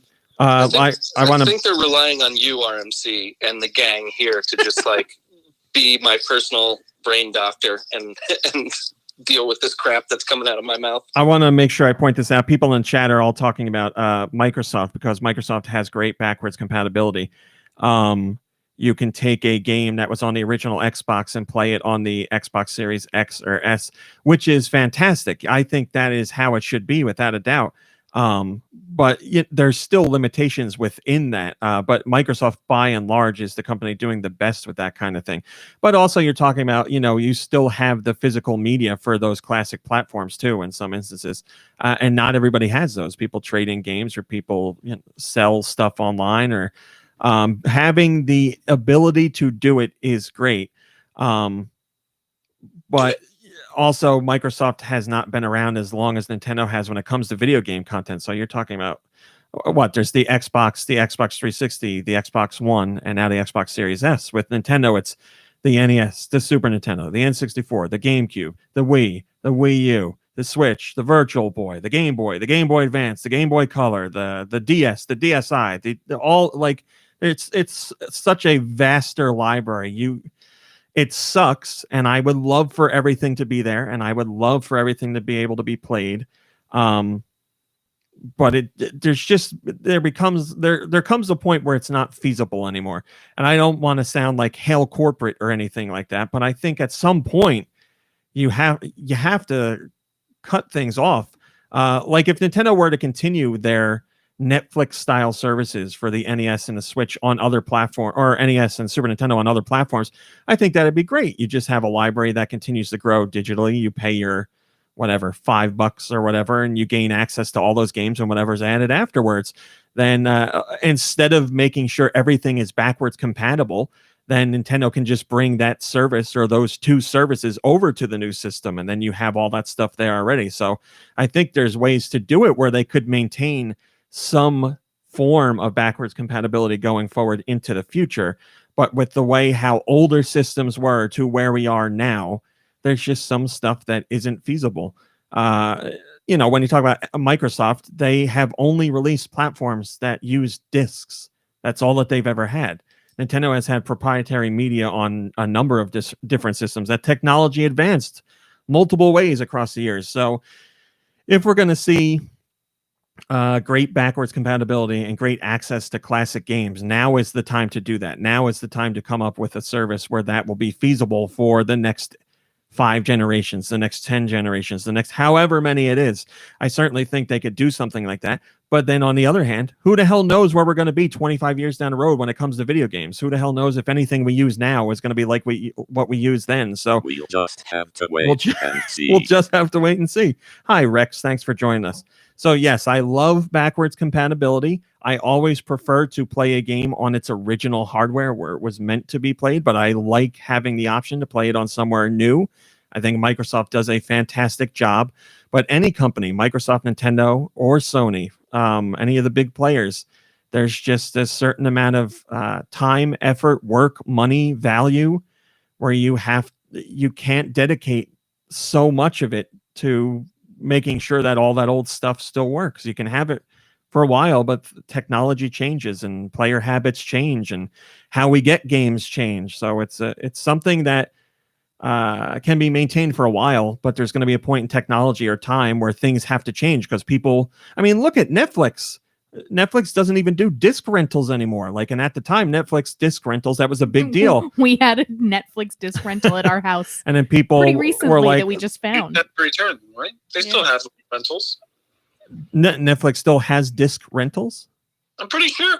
Maybe they do. I don't know. Mama says I think you can still do disc. We still do have a disc somewhere. You have to actually log in on a computer. But yeah. So the disc distribution service for Netflix has certainly changed from what it was, and I'm sure there's people who are like, it's not as easy to get discs anymore, and I got to pay more. I think you also have to pay more if you want the discs because it's such a niche you're paying thing for shipping too, right? Like that. I think you have to have a higher tier to get it. So things change with technology, not always for the better, and they don't always make access easier, but that's how technology works. Things are going to change. So, we have systems now that are digital distribution only. If you get a PlayStation 5, whatever, you can get the one that's only digital, and the same for the Xbox Series S. You go, or is that only? Yeah, that's only digital, right? digital only platforms. So that that's locking out a whole option of physical media that you can't use on those systems. So it happens. It's hard. It's tough. It's something for all companies to think about and figure out what to do going forward. I just, as much as I would like to be like, everything I have and everything I bought should be accessed on every platform, to a degree, I agree with that. But I also see that that's just not feasible at some point. You have to, you can't get to a point where you're holding back your new technology because of the old technology. It's just you don't want to have things artificially shut out before their time. So, it's like somebody saying they have an original iPhone now. Like at this point, supporting an original iPhone, I think would be craziness. But like if you have an iPhone 6 or 7 right now and your phone's running crappy, you're like, come on, I didn't buy this all that long ago and I'm screwed already. So, it's all about the time and how much time passes and how much the technology changes. I feel like we struck a nerve here. No, I like talking about it. It's an interesting topic. There's no like right or wrong answer. It's just hard to find a solution that's going to work for everybody. What's your solution, Grimbles? I think all the money that they could be putting into digitizing the library, coming up with a subscription service, should all be put into taking down YouTube videos on how to do it yourself. If Nintendo's listening, they're going to be like, this guy knows what he's talking about. All right. Speaking of things going on for a long time, it is the Pokemon 25th anniversary. 25 years of Pokemon, and the Pokemon Company has announced a few things that they're going to be doing for the anniversary of Pokemon. They're going to have a whole bunch of new merch, obviously, and they announced a special collaboration with Katy Perry, everyone's favorite Pokemon fan. Correct. I guess she's a Pokemon fan. I don't know, but they're doing some special music thing with Katy Perry. I love it. Brie Larson plays a couple of Nintendo games, and she's like your queen. And Katy Perry also loves Nintendo games, and you're like, whatever, who cares? Wait a minute. Where's your evidence of Katy Perry liking Nintendo games? She's doing this ad for Pokemon. I repeat my question, good sir. Where is Katy Perry's proof of being a Nintendo fan? I don't know. I thought I read that somewhere. I didn't. Maybe she is. I don't know. It doesn't come to mind. No. Anastasia Beaverhausen says she's in it for the check. What's that, Grimbles? Her liking Pokemon is not enough for you? I don't know if she likes Pokemon. I have no idea. That's what I'm saying. Oh, I see.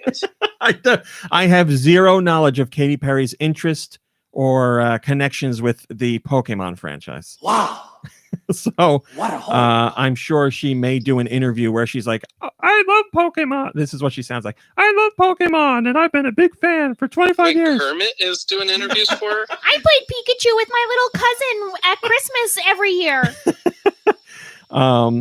Yeah, I played Pikachu. I don't know her history. I am not familiar with it. But yes, Brie Larson is very obviously a Nintendo fan. She has done so many Nintendo related things before she tied up with them.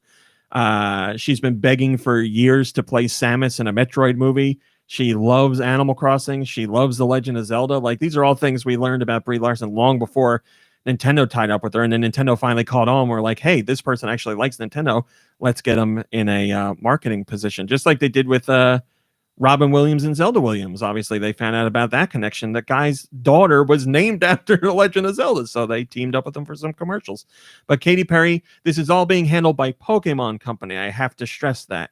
Nintendo, at least sometimes, will focus on giving advertising deals to celebrities who actually have connection points to Nintendo and appreciate Nintendo. Not all the time, though. But Pokemon Company, I have no idea. I don't know what they don't often tie up with celebrities to do things, at least not as much as Nintendo. So who the hell knows about Katy Perry? But she's tying up with them to do some kind of music, some kind of something. And then there's going to be other things. And speaking of, yes? It's not appropriate. I'll save it for the after show. Speaking of other things Pokemon related, we finally got a release date for new Pokemon Snap. We now know that the game is coming out on April 30th. So the wait is almost over. It's not too far away. Fans have been asking for a sequel to Pokemon Snap for very, very, very long time now. And things that we heard previously were that they probably weren't going to do one because they made Pokemon Snap based on like how digital cameras were becoming popular and photography was like more of a niche thing and starting to grow. But everybody's got a camera on their cell phone now, and taking pictures isn't really that big of a deal. But surprisingly, they decided to do a sequel, and now we know it's coming out April 30th. So get ready to take some Pokemon pictures. Akmaguin says, this is looking promising. I wonder when we'll be getting an actual gameplay segment. I wonder how many people will complain that a scripted and linear game looks better than a much larger game with many more characters. I'm sure they're lurking around here. Yeah, like an on-rails experience like new Pokemon Snap is very different from, open world games. They obviously... they can control exactly where you're going and the range of exactly what you're going to be able to see. So yeah, they can make the game look nicer because of that. Again, we have a situation where you can't compare genre types because this is very different from a lot of other genres. Unfortunately, Universal Studios Japan has had to delay the opening of Super Nintendo World once again. As you know, Japan is dealing with a super strain of the pandemic right now, and Universal Studios Japan already had to delay the opening of Super Nintendo World once.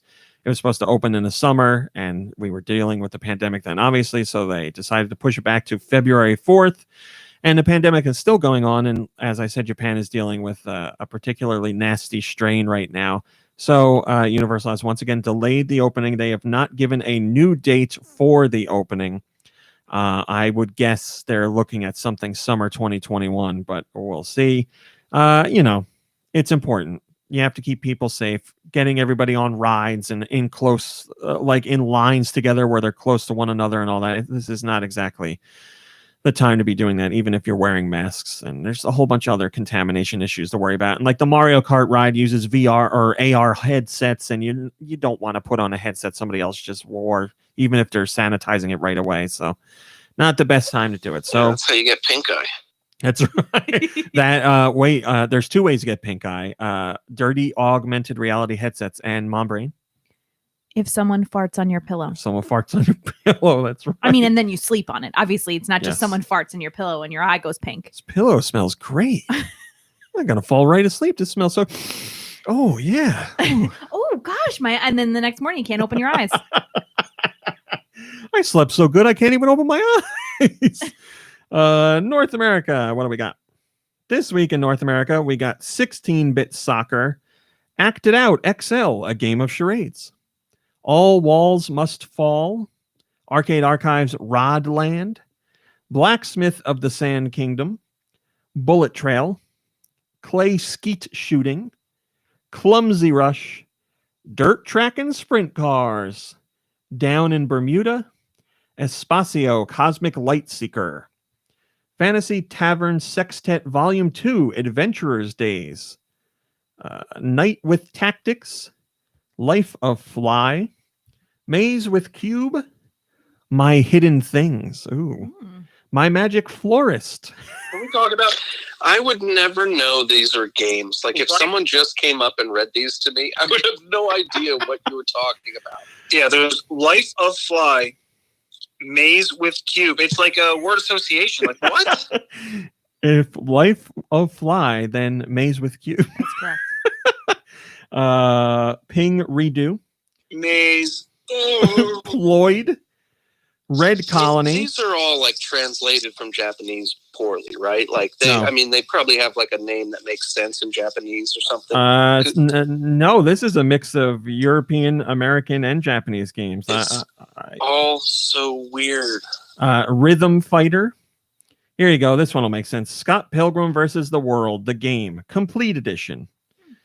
Shadow Gangs, Solar Blast, Spinny's Journey, Virtual Battle, Wacky Run, War Truck Simulator, Writhe, and Zortrix Starglider. Writhe from your grave. There's your North American releases. What the fart just happened here? First comment comes from Shillelagh, and he says, there's no physical releases again this week. The New Year, New Sale is the place to look for a game. There's some good titles on discount. Speaking of that, perfect segue. Nintendo is running a New Year's sale on a Switch eShop. It runs from now until January 21st, and there are some great deals on great games. I'll go through the list and give you a few that stand out to me. Clubhouse Games 51 Worldwide Classics is 30% off. Immortals Phoenix Rising is 33% off. Super Mario Maker 2 is 30% off. Box Boy plus Box Girl is 30% off. Ori and the Will of the Wisps is 15% off. Captain Toad Treasure Tracker is 30% off. Snipper Clips is 30% off. Kirby Star Allies is 30% off. Katamari Damacy Reroll is 67% off. How is that one, RMC? I've only played the one Katamari game. This is a remake of that one. How's the music, I guess, then, is what I should be asking. Same soundtrack. Same? Yeah. Oh, man. You know, that's worth it. Whirl You Up, that guy. Yeah, it's all the same music. I want to whirl you up into my life. What else we got here? You know what else we got? Mega Man Zero ZX Legacy Collection is 34% off. What's that, Mom Brain? Oh, boy. Do you hear that?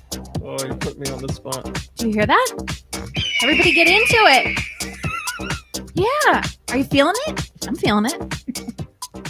You care to explain, Mom Brain? Well, this just happens to be a new segment on GoNintendo podcast.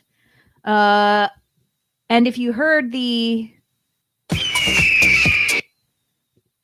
eagle crying, you might have thought, wow, that sounds like a bird. And a bird reminds me of Twitter.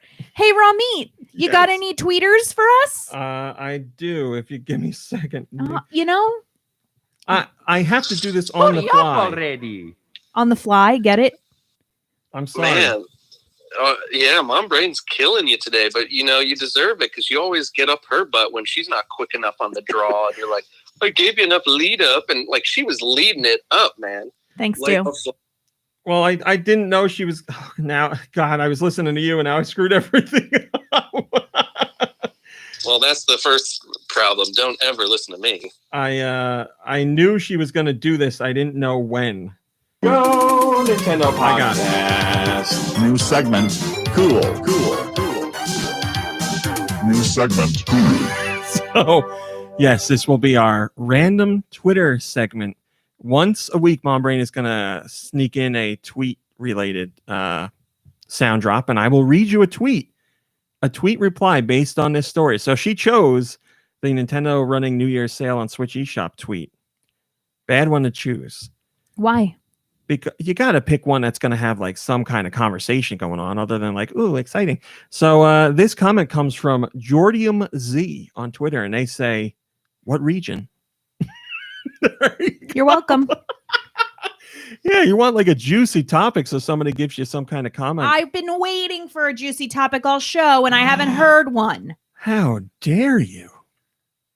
Our whole hacking conversation, we had such a great conversation through that, and you didn't think, oh, maybe this is the one.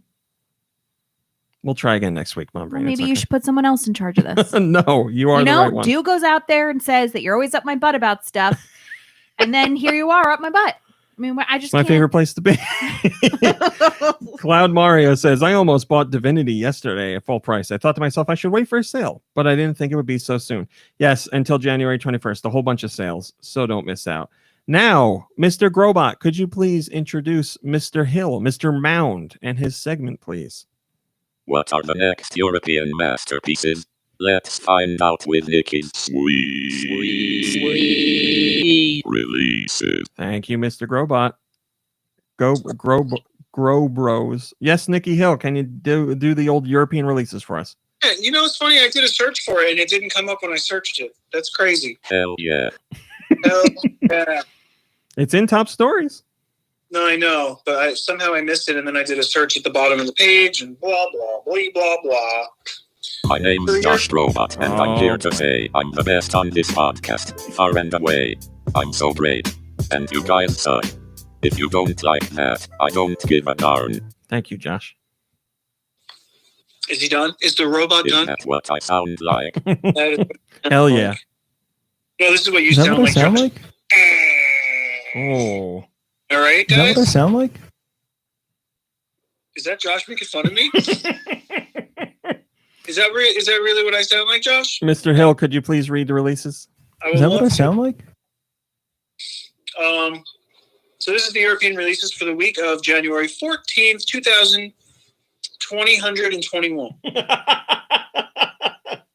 So we got 16-bit soccer, Acted Out XL, Arkanoid Breakout, Baby Puzzle, First Learning Shapes for Toddlers.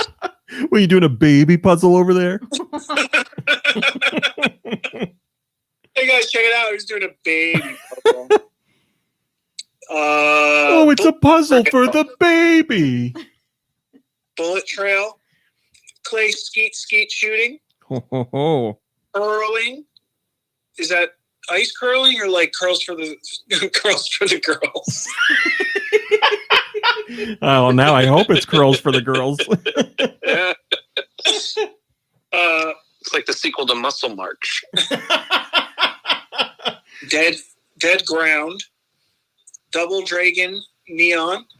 Oh, it's Dragon Appreciation It's Day. Dragon Day. Oh my God, it is Dragon Appreciation Day. Down in Bermuda, Fantasy Tavern Sextet, Volume 2 Adventures Days. It is a lewd game, so Hello. adults only for that one, people. 4 in a row. Galactic Trooper Armada. Trooper Armada. Get over here. Glyph. Gorilla Big Adventure. Oh, that's a great name. Gorilla Big Adventure. Gorilla Big Adventure. Grand Prix Racing. Night with Tactics. Yeah, here's Night with Tactics. Life of Fly. Mahjong Adventure. That sounds like a real game. My Hidden Things. Why don't you come over and I'll show you. Hey-o. After I'm done hanging out with My Magic Florist. That's not really weird. Ping, Redo, Ployd, Radio Commander, Rhythm Fighter, SUM, SUM, stands for Slay Uncool Monsters. That sounds cool. No, it's the Sum 41, the band, the game. Is that Sum 41? Oh, it certainly is. Thank you. I knew I could count on We you, relied on Grimbles. you, Grimbles. Scott Pilgrim versus the World, the game, complete edition. So is that the old game just redone? That is the old game, which was delisted digitally, and people were really unhappy about that.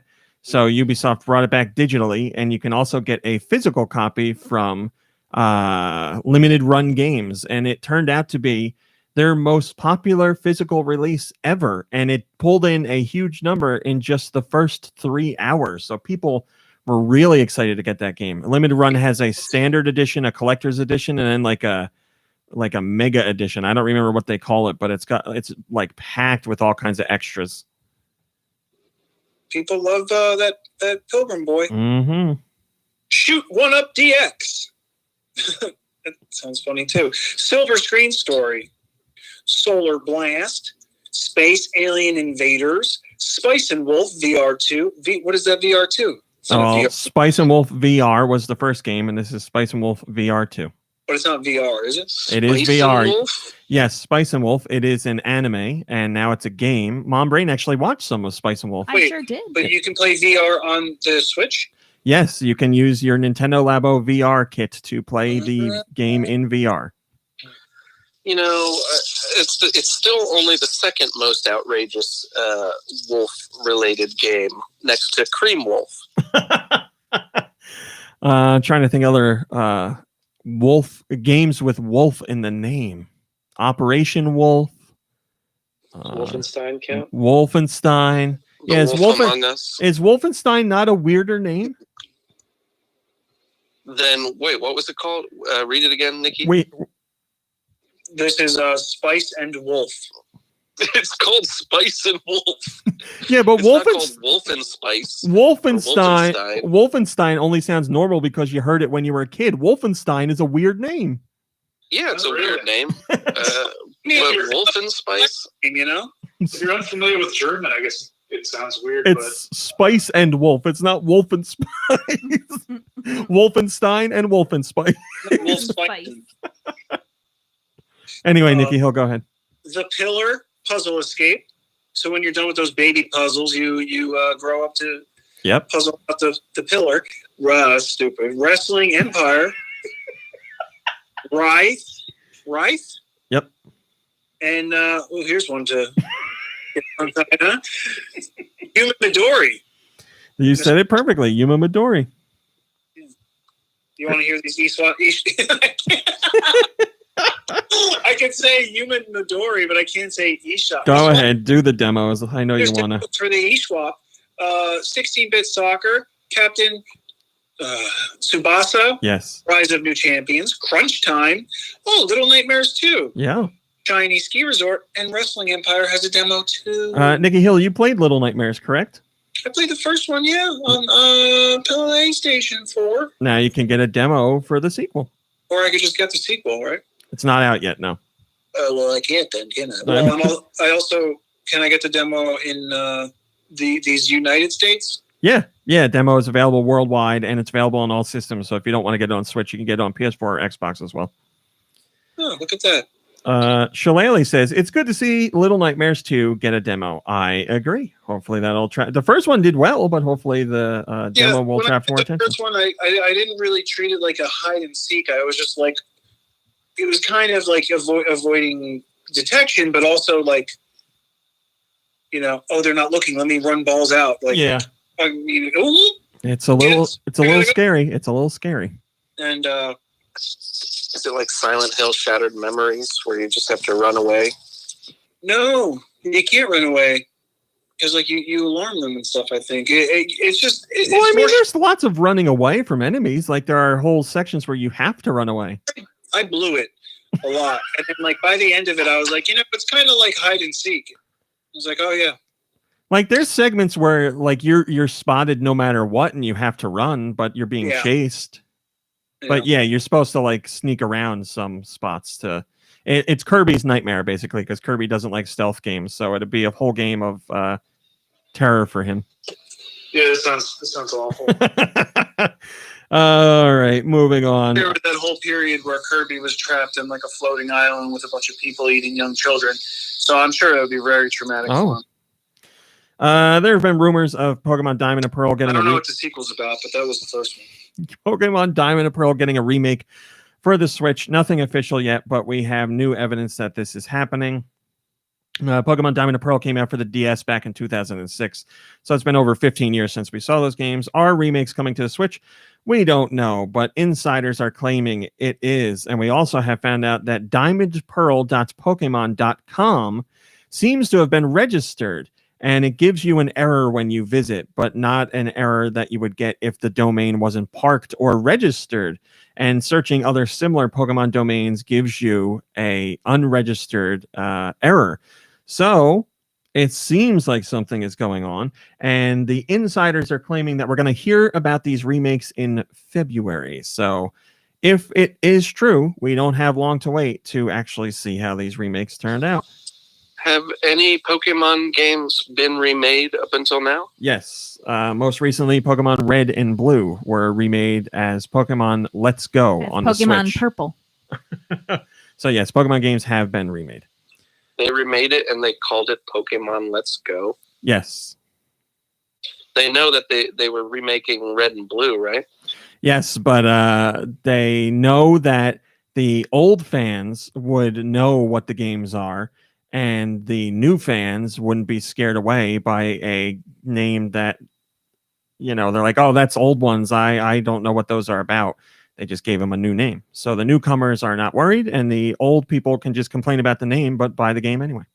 I might get a lot of hate for this, but ever since the first Pokemon games came out, haven't they all just been remakes?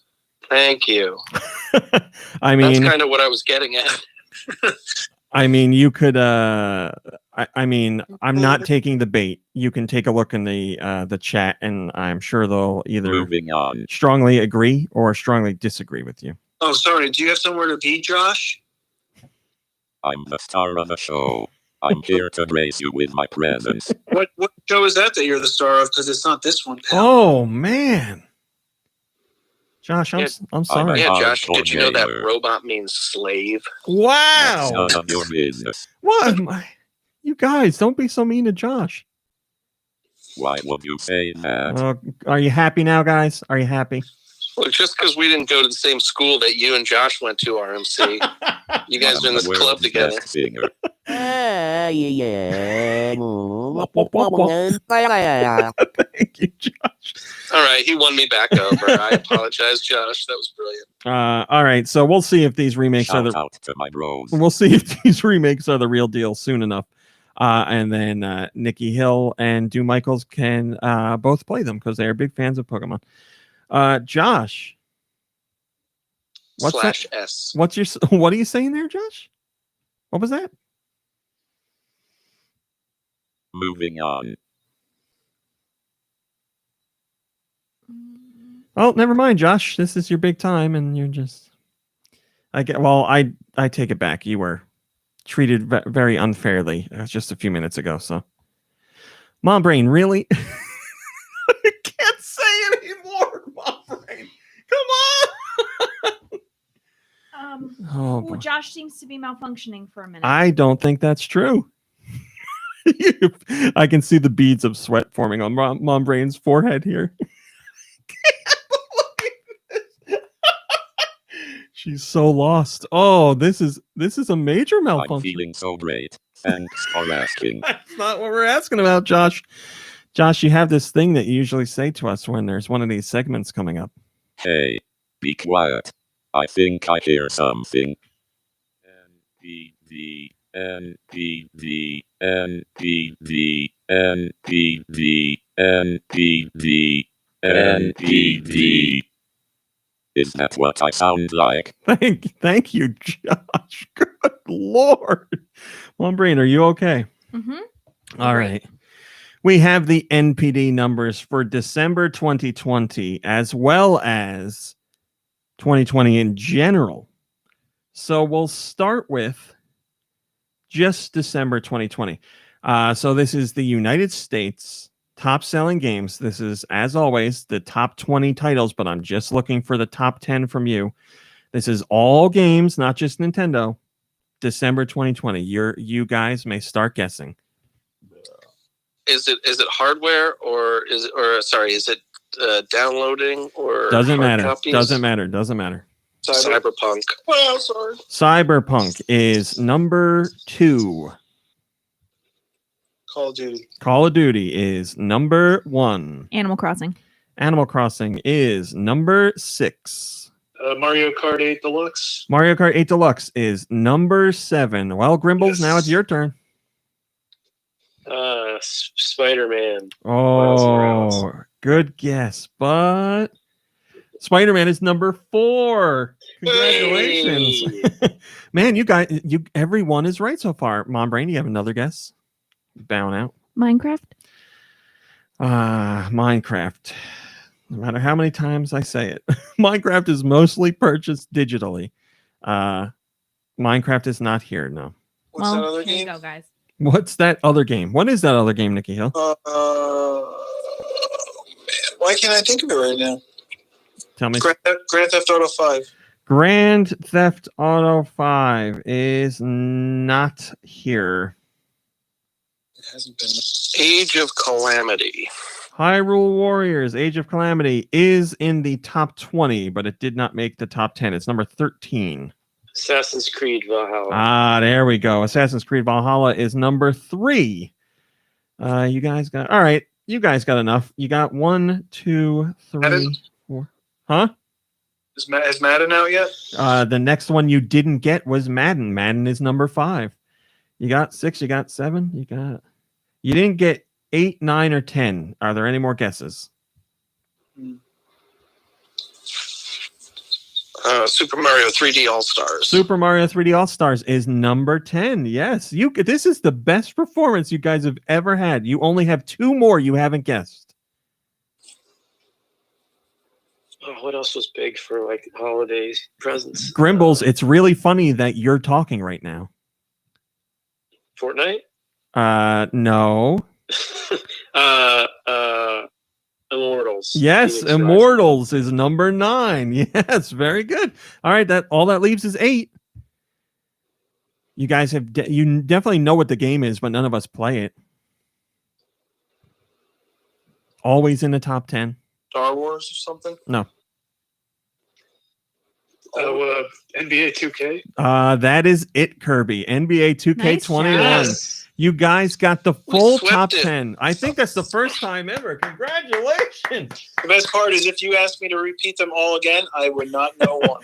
Full top 10, and I'll give you your 11 through 20, starting with number 11, Smash Brothers, Just Dance 2021, Hyrule Warriors Age of Calamity, FIFA 21, New Super Mario Bros. U Deluxe, Super Mario Odyssey, Breath of the Wild, Super Mario Party, Ring Fit Adventure, and Mortal Kombat 11. Remember, any Nintendo title mentioned in that list does not include digital sales. So multiple Nintendo titles in the top 10, even without their digital numbers, and everybody else includes digital.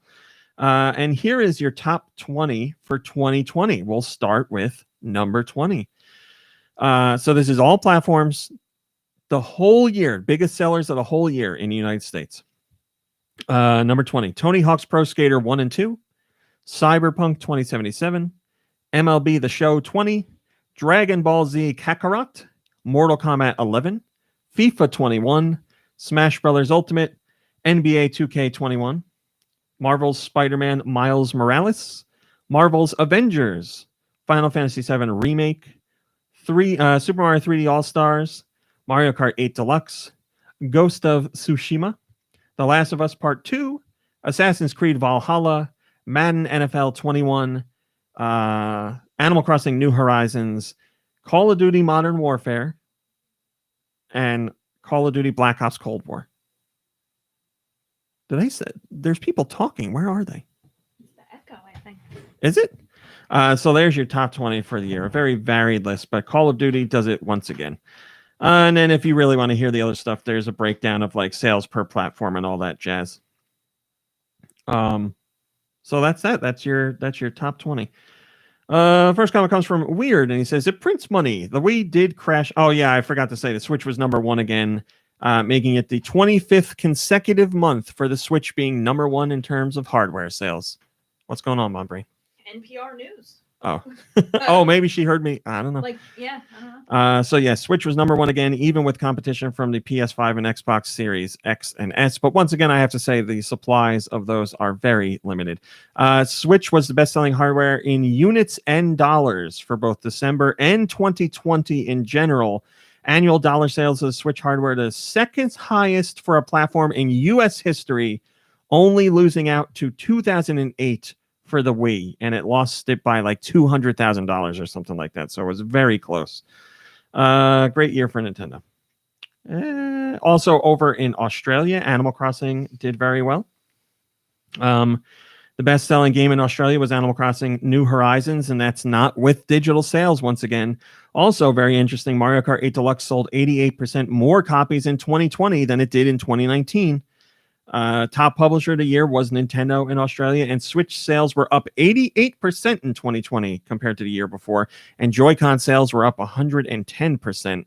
Your we'll do top 10 software sales in in Australia are NBA 2K21, NBA 2K20, The Last of Us Part 2, Assassin's Creed Valhalla, FIFA 21, Mario Kart 8 Deluxe, Call of Duty Modern Warfare, Call of Duty Black Ops Cold War, Grand Theft Auto 5, and Animal Crossing New Horizons. So another example of somewhere Nintendo's doing well. And then finally, our last top story. Seems like 2021 is going to be the year where we finally hear about Bayonetta 3. Nikki Hill will be interested in that. Kirby will be interested in that. I am interested in that. We all played the other Bayonetta games and fans of the franchise and Platinum in general. And it sounds like we're finally going to learn about more on Bayonetta 3 this year. We haven't heard a single thing about what the game offers outside of the original reveal trailer, which was a long time ago. But none other than Mr. Hideki Kamiya of Platinum was asked about what's going on in 2021. And he says, quote, "We've been working on new stuff like Bayonetta 3. Not that I can say too much, but I hope we can give an update during the year and give updates on a few more unannounced projects too. I'm not sure if I'm allowed to say that, but I said it anyway." End quote. He's one of the bigger or the higher up guys at the company. He's not going to get in trouble. So if you've been holding out for Bayonetta 3 information, 2021 should be your year. Cloud Mario says, "I hope they can give an update this year too. Although if they aren't sure if they even can give an update, maybe the game is still a while away." I think they're just being sneaky. The game's been in development for multiple years. Yes? I think their update is going to be, it's moving along well. Yeah, right. The same update as the other previous years. Yeah, I'm sure they'll have more to offer this year than they have in past years. That's our top stories. That's it. Kirby, what have you been playing? Sorry. Let me think. Oh yeah. So I was playing a lot of Rayman Mini, and I've basically beat the game or I should say I beat the adventure mode part of the game. It's basically 5 levels and one short bonus level. I completed all of them. I got a perfect score. I collected basically everything. So that's all taken care of.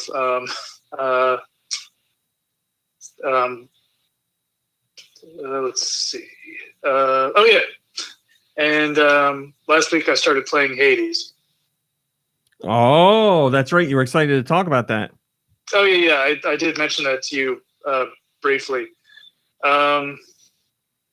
I mean, the thing is, I guess I can't talk about it too much without without giving spoilers. One thing I did want to ask you though was, do you have a favorite weapon in the game? It changes based on the power-ups that you get. I think I like the shield the most because I like throwing the shield. I also like the spear, but I'm going to go with shield, I think. The spear was my favorite. Basically the same reason. The same reasons that you prefer the shield, because it's both a melee weapon and a projectile weapon. Yeah. I've tried all of them out at this point, but the bow and the railgun, like I just couldn't get like very far in the game. Forget the bow, man. I can't do the bow at all. I hated it. I used the bow a few times, and I was like, how do you make it anywhere with this thing? Yeah, just a weapon that's like, specifically a projectile weapon. Like, there's no way I can make that work. Yeah. The shield being able to, or the spear being able to do melee stuff up close is very important, and then having the range as well. It's too much. It's too good of a combination for me to go just the bow and arrow. But yeah, I absolutely love the spear. I've used it like far and away the most while playing the game. And you were talking previously about how like badass you feel while playing this game. Yes. Like nothing makes you feel more of a badass than like throwing a spear like across the room and then like having it magically return in your hand.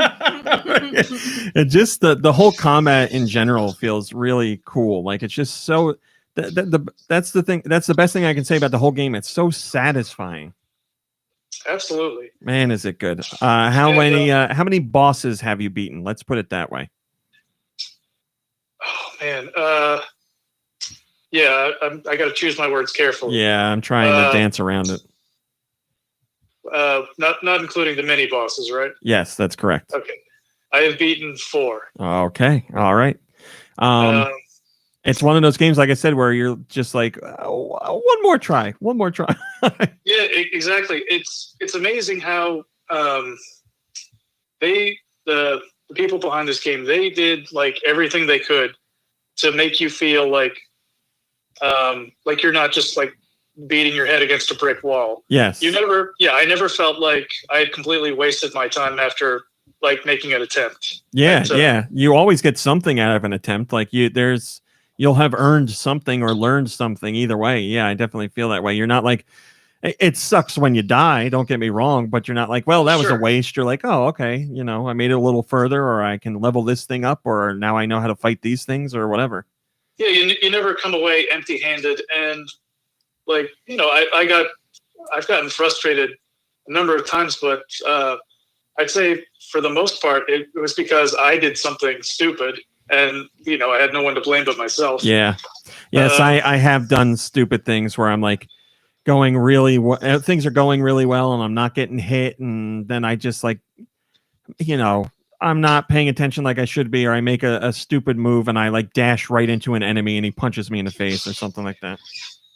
Yeah, and sometimes it'll feel like a little unfair, but for the most part, yeah, like I said, no one to blame but myself. There are some random rooms that that are loaded with all, like spikes on the floor and fire shooting out and a whole bunch of flying enemies, and you're like, oh, there's no chance I'm making it through here without getting hit. Yeah, I want to say it was the boss fights that have given me the most trouble overall. Yes. Were you able to like beat any of them on the first try? Like, I can't imagine anyone doing that. But the only one I could beat on the first try was, what is it? The snake kind of one with the multiple heads. The bone hydra, yeah. That one, by the skin of my teeth, I made it through the first time. Okay. And that's because I had picked up one of the health things that revives you when you lose all your health once.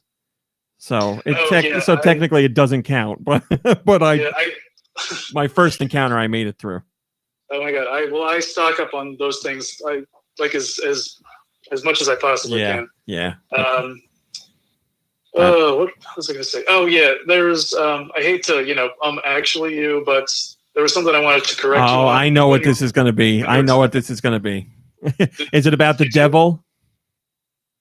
Oh, okay. I'm sorry. Have people already corrected you on this? No, I thought of. Well, I'm sure they have. Yes, but I thought about it after when I was. Actually, Ramit, there is no devil in Greek mythology. He is Hades, lord of the underworld. Yes, when I was making clips for the podcast channel, I was listening to stuff, and I was like, "Oh, he's not the devil," but Yeah, and when you said that, it made me so mad. Well, it's the internet. Join everybody else. Oh man, Anastasia Bieberhausen says that's like calling Link Zelda.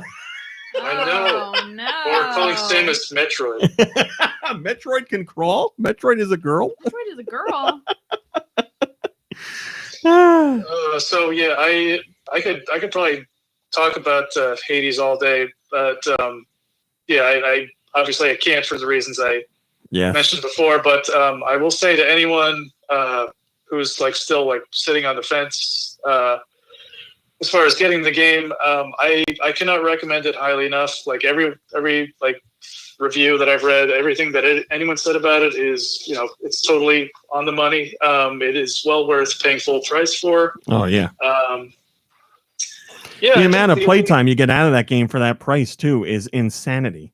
Exactly. Yeah. There's so much stuff. There's so much content. And I think the only reason I didn't pick up the game sooner, well, there's basically two reasons. One, I had already purchased like two. I've owned two of the other Supergiant games, Bastion and Transistor. Yes. And for whatever reason, I don't think I've played either one for more than like 10 minutes at a time. And when Hades came out, I was like, well, I can't, start playing this game because I didn't put any time into the other games. But I don't know, I got over it, and you mentioned that like, this surpasses both of those games. It's like, it's the culmination of all the stuff they put out already. It really is. Vitamin G has been addicted to it too. He's just as much in love with it as we are. I don't think I've heard a bad thing about this game. I'd love to talk to Vitamin G about it too. I can't think of a bad thing about this game. Yeah, there's nothing bad to say. And the other reason was, so I loved Greek mythology when I was in grade school. I'm sure a lot of kids that age were, because I loved all the cool monsters and stuff. But I think just like recently, I've gotten kind of burnt out with video games that are based on mythology, specifically Greek and Norse mythology. It seems those seem to be the big two that everyone goes to. And I was just like getting tired of seeing games like that coming out all the time. But it's now that I played the game, it's not a big deal at all. Yeah. Plus the amount of like personality in the characters and the style of writing and everything, it feels great. Yeah, there's so many great characters in this game, and I love the fact that so many of them are like, encouraging you to keep trying. Yes. That's a very good point. Yeah. If they weren't doing that, I would probably get discouraged a lot easier. Yes, that's very true. I do like talking to people when you're running through and they're giving you little words of encouragement or telling you, that they're looking forward to seeing you on the other side and stuff like that. Yeah. I'm sorry, Nikki. What were you going to say? It was stupid. Is that it, Kirby? So I wanted to briefly mention I picked up what's it called? Katana Zero. Yes. And I also picked up Gris yesterday because they were both on sale. I haven't played either of them yet, but I'm excited to start. I'm very excited to hear what you think of both of those. Nikki Hill and I are fans of both those games. Because you guys have been recommended both games to me. Good ones. Yeah. That's Katana Zero is definitely the longer of the two. Grease you could probably do in like 2 or 3 hours, but still both excellent games. Very Although good Katana Zero does not have to be as long as that. I mean, your first playthrough, I think it's a sizable experience. Your first playthrough, but yes, Nikki Hill, you savored it. Let's say. I made a decision and I ended the game a little sooner than. I think I watched you do that too while you were playing. Kirby, you're good. Yeah, I'm done. All right. Well, Nikki Hill, since you were talking, go ahead. What have you been playing? Believe it or not, I just played some solitaire. Nice. But I'll tell you, I started doing something a little different. I played the more advanced version of Spider Solitaire. Mm-hmm. So instead of making stacks of either, what are they, hearts or spades, I guess, you have to do like heart, spade, diamond, and clubs. And because there's so many different kinds of cards now, it just takes longer. And it wasn't all in one sitting, but I spent about 3.5 hours on just clearing one screen, one puzzle. Well, you're getting your money's worth out of it. Yeah, certainly. Yeah, I don't know. I sat down for a little while, because now I realize that, there's always a solution. So I don't want to be a quitter. Don't be a sweaty, be a go-getty. Yeah. Took the words right out of my Is that all you played? Being a sweaty, though, I don't know, just by, trying that hard. I don't know. Try hard. He's a try hard, yes. How this lingo works, so I'm not into that whole lingo thing. But yeah, I was just playing that. That's it. That's all I got. All right. Grimbles, what have you been playing? So I am continuing to be a liability to my squad in Fortnite, but I also was one of the lucky people to get a PS5 from the Best Buy restock. I cannot believe the series of events that randomly led to you getting one without realizing how lucky you were. I canceled that order. I got a man on the inside. So I picked that up the other night, and I got Spider-Man Miles Morales. Started that. It's good so far. I mean, it feels very much to me like the other one. Kind of like more of the same. Yeah. But maybe I just need to get into it a little bit more. And I also picked up Immortals Phoenix Rising. Is that what it is? That's right, yes. I started that, and initially that one, I mean, we talked about it, and I think the words you used were it's akin to like a Breath of the Wild kind of rip-off game, but without the charm or Yes. the good music. Yeah, exactly. Which was a really, really, that's what really made me want to pick this up. But when I first started, I was feeling that like I just had those words in my head, and I was like, there's nothing at all cool about this. And then like 5 minutes later, I was like, whoa, this is cool. Like I got into one of those red caves you fall into. Yes. I'm liking it. And it's funny, you were saying, there's like no charm or anything to it, but I think it's kind of funny. Like I got up against this like, did you get to like this Cyclops kind of troll guy? Yes, I did.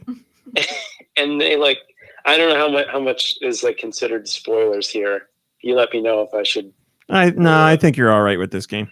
Well, when he comes out and he's huge, and then they like shrink him down to like a little mini version, and then I just thought it was really funny. It's like Zeus and Prometheus are like narrating this thing. I think it's funny, and I'm liking it so far. So that's what I'm playing. Yeah, lots of people think the game is funny, and I think I did a video on it talking about how they said their inspirations for the humor was stuff like Airplane and Hot Shots and that kind of stuff. And I was saying the humor didn't hit for me, but I seem to be in a minority on that. Yeah, it's like kind of silly and kind of slapstick. I mean, not every joke lands, but it's working for me well enough. Well, there you go. And that's it. That's it. That's all you've played. You got that PS5. You got to start playing some more stuff. I get two brand new games. But the question is, which one are you going to finish? Oh man, finishing's not one of my strong suits. Wait, Gribbles, did you get to play Undertale? Oh man, are we going to do this? Go ahead. Go. Nikki Hill brought it up. Go ahead. I'm not around for Fortnite, so I don't know. Go ahead. No. There's a reason he's saying this. So all right. So yeah, after what Michael said, I missed what you said about it, so we can get into that. But I was so intrigued by that. I got it and I started playing it, and I was like, all right, this is interesting. This is weird. And all of the words from Dude Michaels are echoing in my brain. And then I just got to a part where I think the weirdness just overcame me, and I don't know that I'm gonna go back to it. We'll see. I don't know. I was told that I'm at a point where it kind of opens up a little bit, but I don't know. The point that you're at, I would consider extremely early in the game too. Is it the talking flower? No. No, he made it a little bit past that. But yes, I would say he's in. Jesus Christ, I don't know, the first fifth of the game, I guess, making his way through the first fifth. I don't know. Maybe the first sixth. He's very early. But yes, I will not deny that the game is weird. It is certainly weird, without a doubt. So we'll see. We'll see what happens if you go back to it. I'll keep you posted if I lose my mind and go back there. Well, Michaels, I have been waiting all podcast for this. So the floor is yours. Yeah, well, we're gonna get to it. We're gonna get there, but so anyone who listened, 2 weeks ago knows that I've been going through a weird existential crisis with getting rid of Cyberpunk and then craving like an open world experience that's singularly unique, and I went back to The Witcher and Skyrim and all this crap, and then I got over it after speaking honestly about it, and I was able to, I think, in the past 2 weeks, kind of move on. It took me a while, because there are some games, I played about 3 or 4 games for 10 minutes each and then moved on. We don't even need to talk about it. It's like I was just trying to get over it, find something new. But I'll talk about the games that I put some significant time into this week, or the past 2 weeks. So Fortnite, obviously. I started playing Shadow of the Tomb Raider on PlayStation 5 because, well, it's technically PlayStation 4 because it was free this month on the PSN network. And, I really like Lara Croft as a character. I liked, the original Tomb Raider games, and I liked the first Tomb Raider remake or reboot that they did. I never played the second one. This, I guess, is the third. I couldn't get too far into it. The gameplay itself, not too bad, was kind of fun, but not enough to pull me through this storyline. Like the story that they have in the game and the way they wrote Lara, I mean, I couldn't, it really wasn't doing it for me. So maybe I wasn't giving it a fair shake. I don't know. I just feel like, a game like that now, to me, and this is my own fault. I'm comparing it to Naughty Dog games, and I shouldn't do that. I'm comparing it to Uncharted, and it just doesn't have the heart and soul that a game like that has. But you want it to because you really like Lara. So I don't know that I might go back to. Actually, I don't think I will because I went back to it and I was falling asleep playing it. That's how much I didn't care about it. It's a hard thing to say, but one thing that is fun though is start talking to somebody, and as they're given this long story about how sad their life is, just walk away. I got things to do. I got things to do, lady. I can't stick around for this. That might make it better. That might make me feel a little better about the experience, but we'll see. Yeah, because it's the format of it is kind of weird. They added, it's not quite open world, but it's kind of open world, and it's kind of we didn't ask for this. We want Lara to go to exotic locales and search for treasure and talk about her father and her past. We don't want to. We don't want her showing up at some village and crafting and buying. I don't know. It's weird because it's all things that I like in other games. It just doesn't really do it for me in this context. And I don't know if it's me being, unreasonable or if it's the wrong time in my life to be trying to play it, because, that's happened before with different games. But so I don't know. I'd stick to Tomb Raider 2 if anyone wants to play. Yes, of course. The second game. Yes. But sorry. There was something was not very that satisfying or something. Something felt off.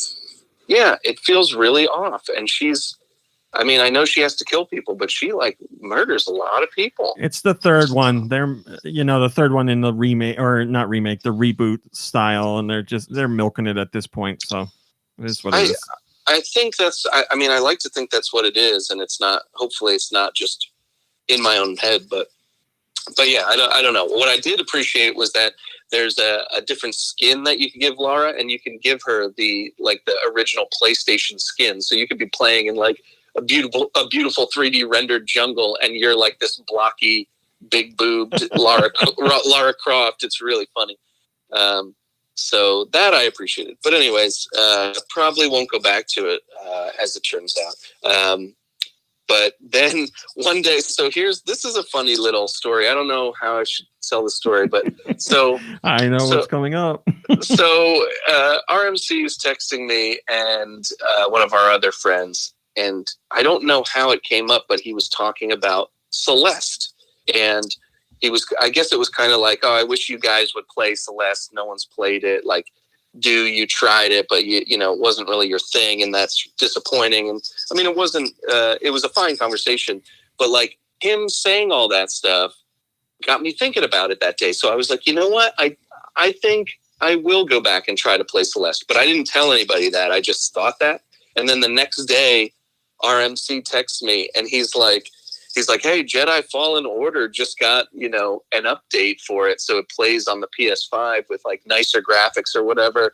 I thought that'd be your thing. And for some reason, I was in the mood where I was still thinking about playing Celeste. And I was like, you know what? Screw Jedi Fallen Order. Why would I want to do that? I've already played it. What an uninspired game. Things that I don't really feel about the game. I just kind of wanted align with RMC about, because they're all things that he feels about the game, then he was like, well, why the heck wouldn't you want to play it? I was just trying to do you a favor and let you know that, like, you love replaying games. Like, you just replayed four games. Like, why would so then he got me thinking about it, and instead of playing Celeste, I started playing Fallen Order, and like then RMC was like, oh man, what did I do? Like, why have I even suggested Yeah, I didn't that? know it's going to push you off Celeste for Fallen Order. Yeah, so I started playing Fallen Order, and I don't want to get in too deep with this because we've talked about this forever. I honestly have no idea why you feel the way you do about this game. It's a lot of fun. Nothing screams Star Wars more than this game. Like the music and the atmosphere, the level design is all so good. You've got like a lightsaber and you're using force powers, and it just looks and sounds so good and feels great. I honestly, I was expecting to play it again and be like, oh, I can see where RMC's coming from here, and here. And I totally didn't see it. Doesn't mean that, I'm still, that RMC's wrong and I'm right. Of course not. But like, especially as a Star Wars fan, I can't believe you didn't like it at all. You know what I mean? Like, not even like a 7 or something. I liked the music without a doubt. And that's about all I can give you. Yeah, it's unbelievable. Now that I don't like the Soul style gameplay where when you save, your enemies come back and you have to do things over and over again. And there's a lot of frustrating gameplay segments. But I think overall, it's a wonderful game, especially for a Star Wars fan. I think I'll still continue through it. It is frustrating difficulty wise, but I think I'll still play it. But the most important thing is that I didn't let that get in the way. And Mom Brain, may I have a drum roll, please?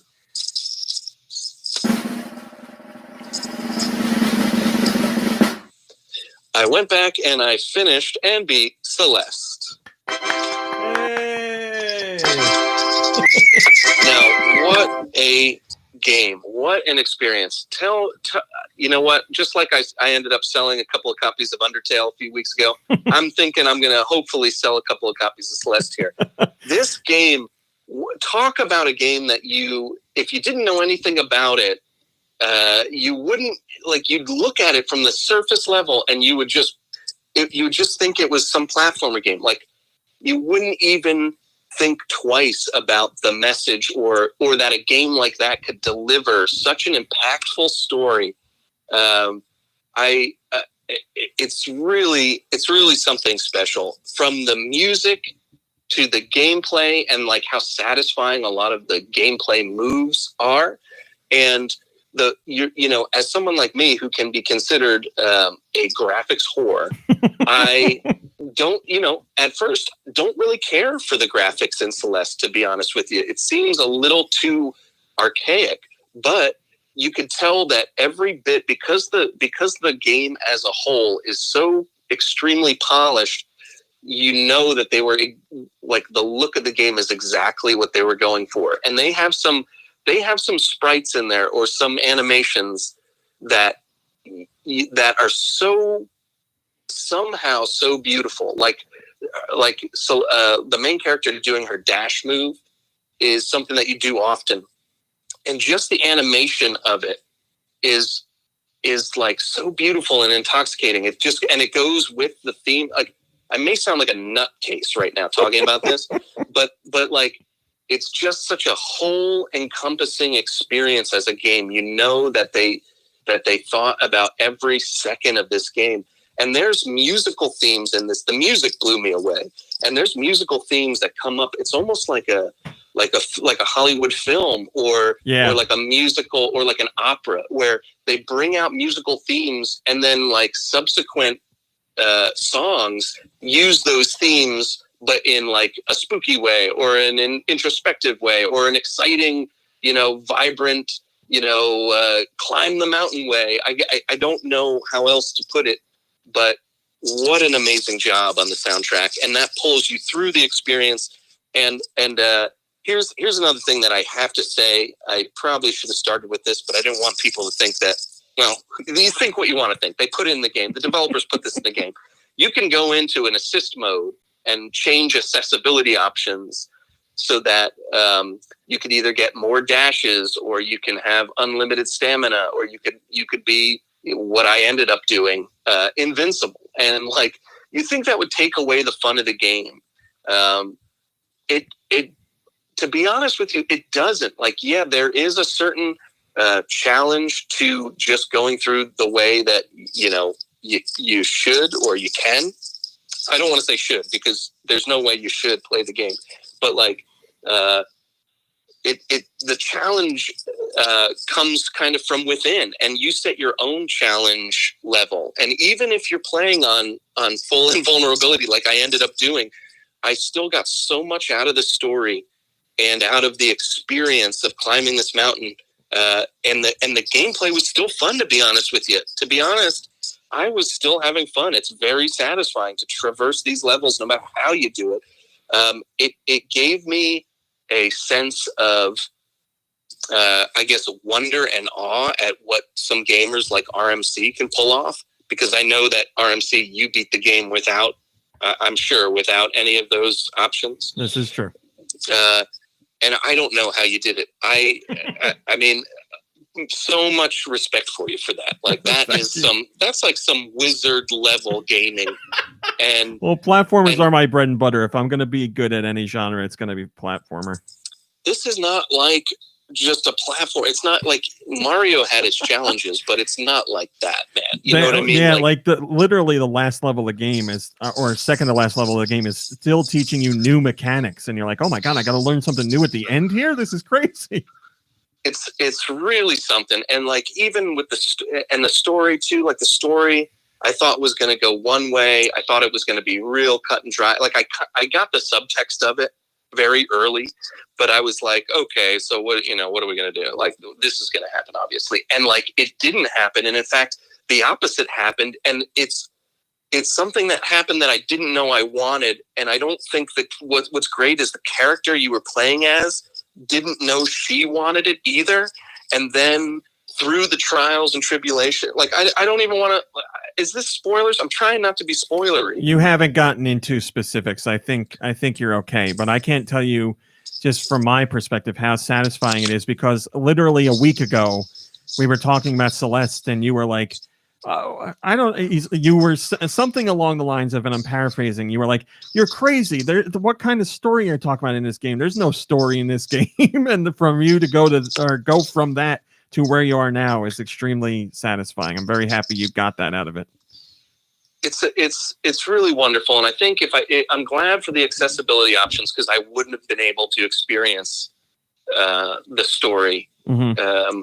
And it was worth it, because it's a slow burn. And sometimes if you're worried about getting through a very difficult, set of platforming dungeons, you forget why you're even doing it. You forget what the conversations were at the last campfire between the characters, or you forget where you're going or why. And I mean, I started the game back in January a year ago, played 2.5 hours, and it got too difficult for me, and I quit.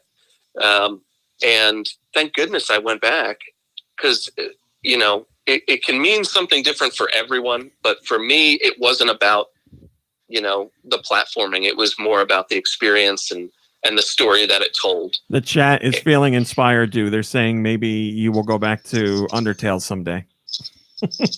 I beat Undertale. Can we move on from Undertale, please?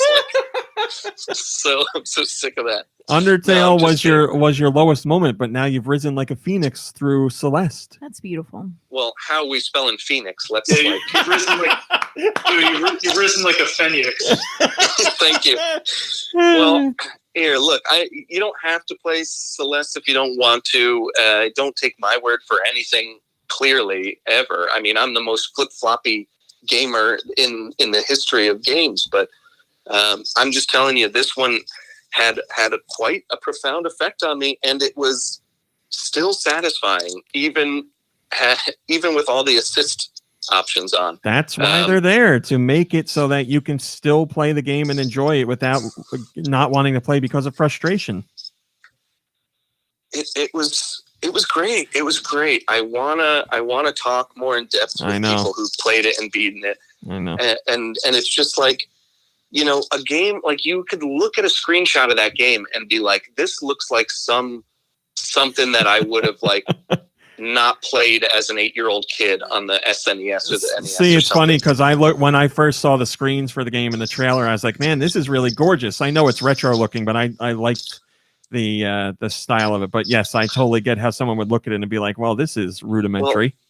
Well, in motion, it looks great. Yeah.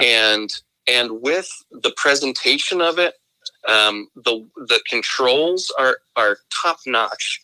And the music, I cannot stress enough. I was just listening to the soundtrack. Thanks to you, RMC, for sending it to me.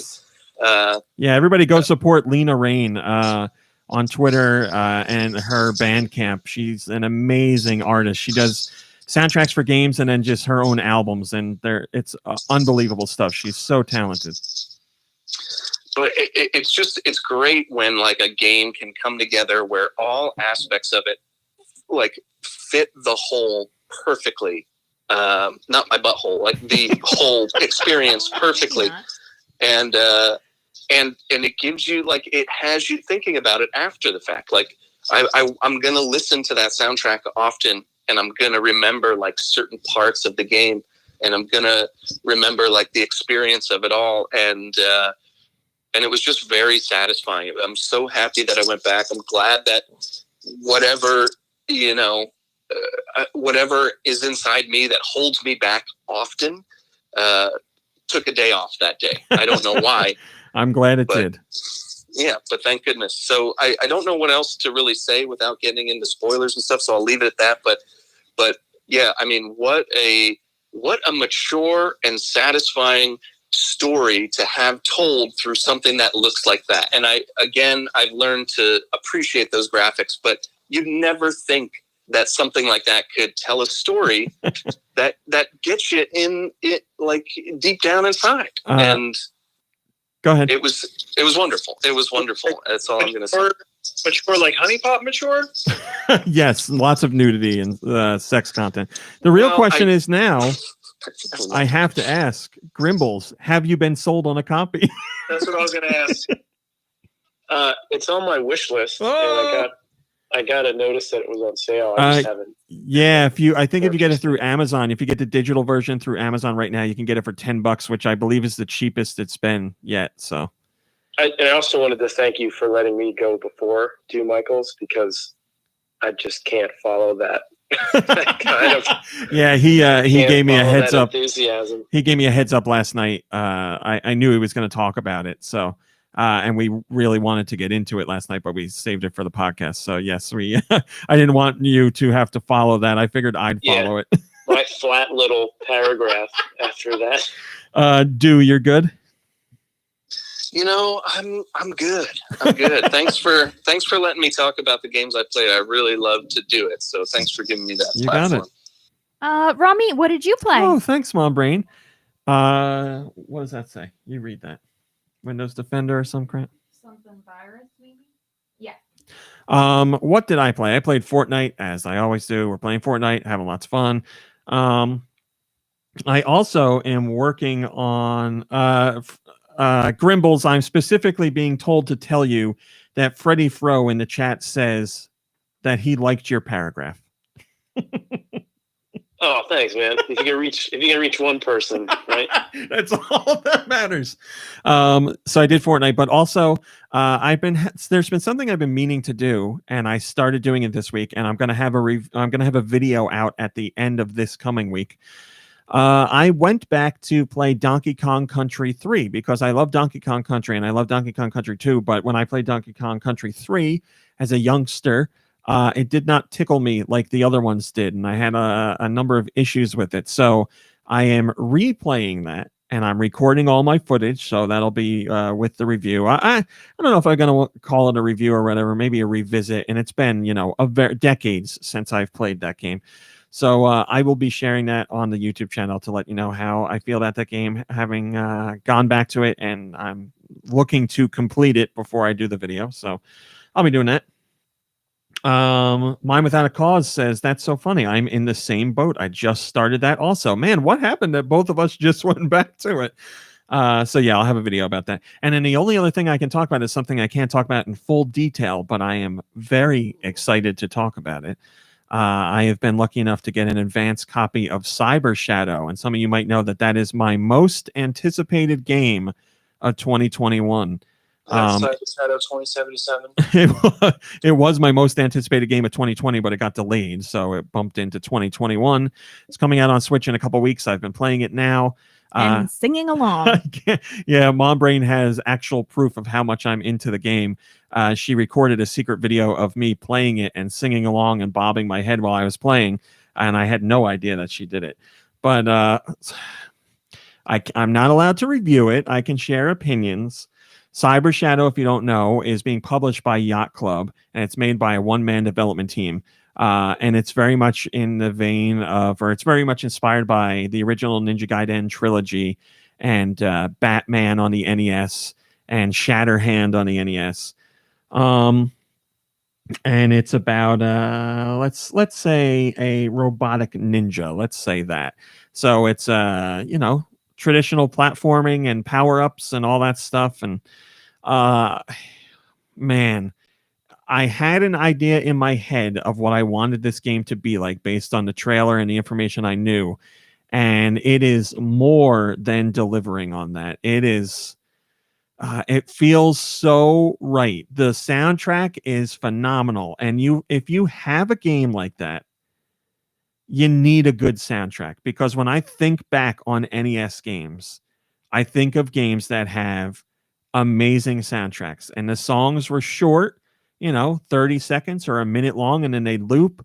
And I feel like when you got a song that loops over and over again and you're hearing it for 5 or 10 minutes and it's a short tune because of technological limitations back in the day, they had to put a lot into those compositions and think about them smartly, because you had to have songs that you weren't going to get tired of hearing over and over again. And that is exactly what's going on here. And a good soundtrack in a game makes me enjoy the game so much more. But the game in and of itself is just fantastic. It's awesome platforming. The visuals are very much in the vein of Ninja Gaiden and Batman. It takes from both of those. It just feels good. The boss designs are really cool, and boss battles are multi-layered. So it's not just like hit a boss until his life bar is gone and that's it. He'll hit a boss until like half of his life bar is gone, and then he'll do a whole new tactic, or he'll call in backup, or the whole arena will change. So that's really cool. And then there's a really interesting story going on as well that's akin to Ghost in the Shell, I'll say. Where you get little pieces of it through gameplay. You'll find like dead bodies and other things that'll give you details. And then you'll get cutscenes that are very much in the style of Ninja Gaiden that give you more details as well. Oh man, it's so good. If I'm looking at numbers of levels, then I'm like halfway through, I would guess. But there's so many areas where you go that you can't access because you have to get new abilities. So I'm excited to see what I can explore once I get more abilities. Man, is it good. It's exactly what I wanted, and even better than I expected. The second half of the game could fall apart, or it could be even better. I don't know, but where I'm at right now is a really good place. I really can't wait to share a video review with you guys. It is, if it's been on your radar, it deserves to be there. If it's not, you should check it out. If you're into old school NES games, this is the real deal. This is perfect. And that shouldn't be surprising, because Yacht Club took it on through publishing and also helped in a little bit in development, because they felt the project was worth their attention. Because, Yacht Club did Shovel Knight, which is very much in the NES style of games, but also some other modern sensibilities and some own tweaks of their own in there. So this fits in very well with their style of gameplay and their approach to games. And it's just awesome. It's so well done. So I'll have my review of that when the embargo is lifted. When I don't know if I can say, but it's gonna be a little bit. Gotta wait a little bit. Obviously, before the game comes out, but look forward to that. So I can't wait to share more. But that's all I got for today. Let's do some questions. Send your questions to GoNintendoQuestions@gmail.com. Where? Go Nintendo questions at gmail.com. They can be about Nintendo, they can be about video games in general, or they can be about whatever the hell you want. Today's question comes from Ridley Soria, and they say, am I missing something? I saw Paddington. I don't get why everyone on the podcast raved about it. It was okay, but I thought RC was going to cream himself when talking about You it. are missing something. You guys, a heart. You guys majorly oversold it, but convince me I'm wrong. What's so great about it? I don't even know what to say. I don't even know how to address this. Well, here's the thing. I didn't mention this earlier because I didn't want to hurt anyone's feelings. But so I watched the first Paddington. I haven't seen the second one, and I thought it was like a solid family film.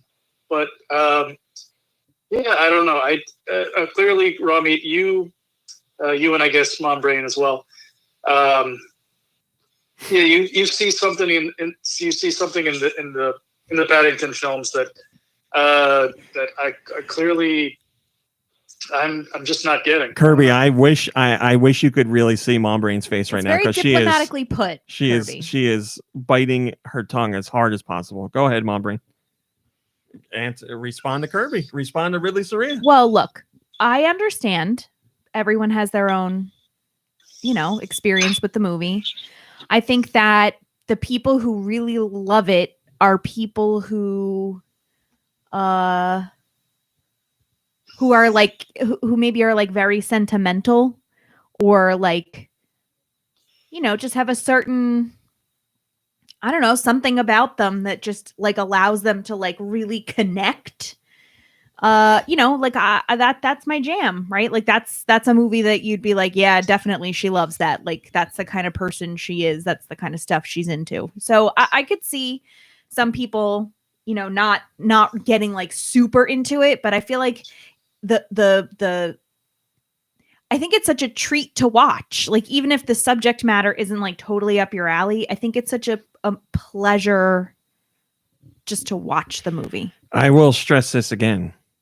Critic reviews, Rotten Tomatoes, the first movie, 97%. Second movie, 100%. Yeah, but you say that about everything. Like Rotten Tomatoes, it's not really that important, Rami. I'm sorry, but like your personal experience with a film should be what matters. Oh, it does. Yes, I don't like or dislike a movie based on what critics say. I'm just saying. Well, Kirby, what would you give it? Scale of 1 to 10. I would have to rewatch it. It's been a while. I don't know. I'd say it's like a solid 7.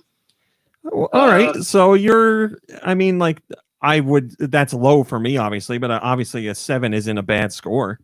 Robbie, give the movie Hook, starring the delightful Dustin Hoffman and Robin Williams. Well, as Kirby said, it has been a while since I've seen that movie, but I liked Hook. I would give it maybe a 7.5.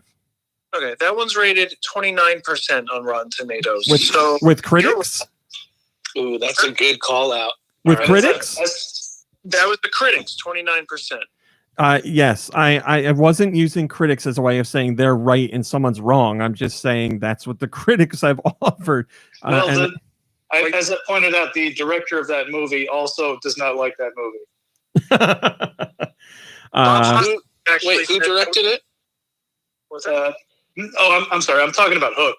I'm talking about Steven Spielberg. Spielberg? Oh, okay. Bob Hoskins. Senor Spielberg. Bob Hoskins was in Hook, and I think that was the biggest mistake of his career. I see what you're doing. Yeah, I'm just. Well, he's wrong about that. Clearly, I think we can all agree on that. Yeah, He definitely said Super Mario Brothers was. I can't. I mean, it's so hard for me to talk about because I have such strong opinions about people not being over the moon on that movie. And I'm not saying people that aren't are wrong. Well, here's the thing. I'm sorry to interrupt. No, go ahead. Okay. Yeah, like I said, I just thought it was like a solid family movie. It, if you're looking for sentimentality in a movie, there's like literally hundreds and hundreds of options. I don't understand what it is about this particular film that was so special. I feel like the sentimentality in Paddington is real, and I feel like sentimentality in other family movies or what other movies in general is very manufactured. I feel like Paddington is very genuine, and it comes across earnestly and honestly. And it moved me. Like I was moved by it. Like I watched all the Pixar movies recently, or a whole bunch of Pixar movies, and I cried at Up and I cried at whatever. It doesn't matter. But Paddington made me feel something. Paddington is left a lasting impression. I will tell people Up is a great movie and Coco's a great movie. They are. But they're great movies, and that's that for me. For Paddington, I feel like Paddington is like trying to show you how great life, family, and friends can be if you value them. That's what that movie means to me. I would like to say that it You shut up. Let's just say it moved me to a new house. So that's what I get out of Paddington, and I get that even more out of Paddington too. Paddington inspired me to eat marmalade with my hands out of the jar. Well, that's something to get out of it. Yes, but I will have to put this in perspective. Again, first off, Also, there's a bear in this house that we love very much. critic review scores do not matter to me, and they should not matter to you either, whether they are high or Then you low. should probably stop name checking them, Ronnie. I thought it was very clear that it was like my shtick, but apparently it's not coming across that Oh, way. is it a shtick? I honestly didn't realize that. I'm That's sorry. my first thing I go to whenever these conversations come up. Yes, it's very much shtick, but I didn't come across that way. I don't give it. I almost cursed. I'm so feeling so strongly about this. I don't give a darn what critics say. No, I would never be like, well, a critic hates it, so I'll hate it too. No, I don't care at all. Well, sorry, But with anything, games, movies, music, TV shows, I am a very sentimental, emotional person, and things that focus on family and friends and bonds and just like happiness, like what I feel or comes across as real happiness, is so important and moving and meaningful to me. And I feel like that's why I love Paddington, and I also get emotional watching like someone win on The Price is Right. Like I don't get emotional at everybody winning The Price is Right, but every once in a while there's someone who wins a prize, and I feel like they are a kind person, and it just gets to me. And I will give the perfect example so you can see where I'm at with emotions, and if you feel the same way. If you go on YouTube and you type in Price is Right, it's like type in Price is Right $1 million clock game. If you watch that clip, I will cry at that clip every single time, and it's because of the contestant. It's because of Drew Carey. Just watch the clip. I get emotional at that clip no matter how many times I've seen it.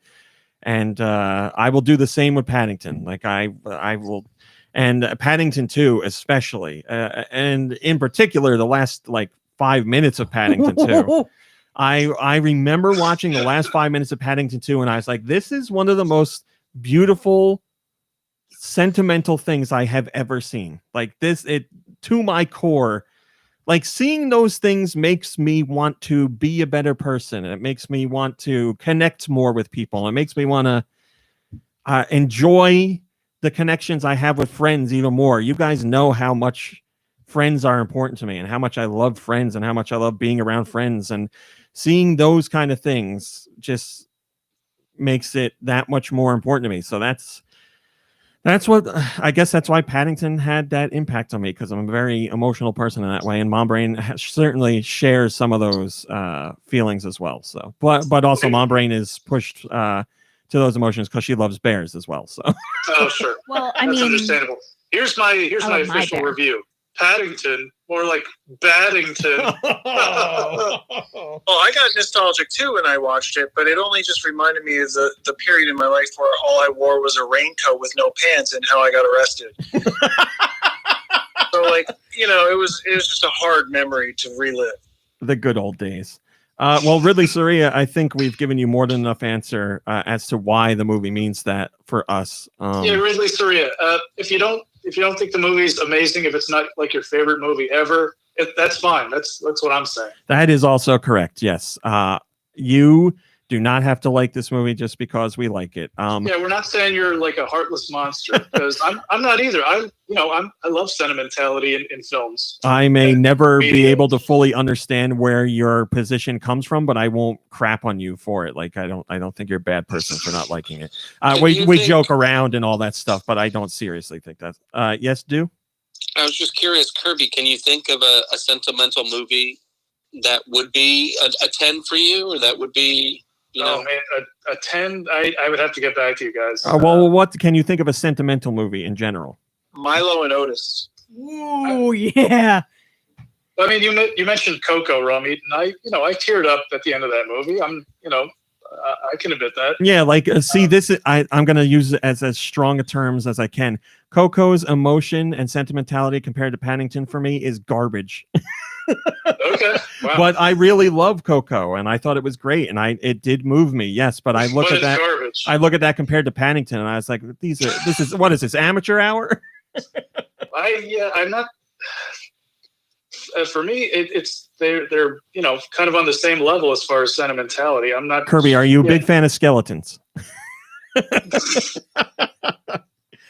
All right, Ridley Soria, I think you got your answer and then some. I think that should explain where everybody's coming from here. Yeah, I think the important new podcast to cover all this. The important point is Kirby and I and Kirby, Mom Brain, and myself can all agree that Paddington is a good movie. We just range on how good we think it is. Absolutely, yeah. I don't mean to sound like I'm crapping on it. There you go.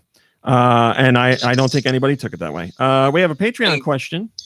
I just real quick, sorry, Kirby, you said you watched it a while ago? It wasn't recently streaming anywhere? It was. I saw it on Netflix. It might have been like last year or maybe even the year before. It was a while ago.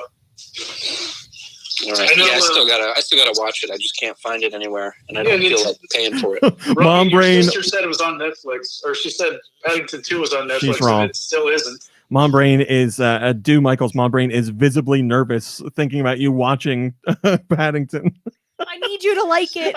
Well, here's the thing. I'm a sentimental guy, believe it or not, and I love all those Pixar movies. Not that this is one of those, but so I think I would like Paddington.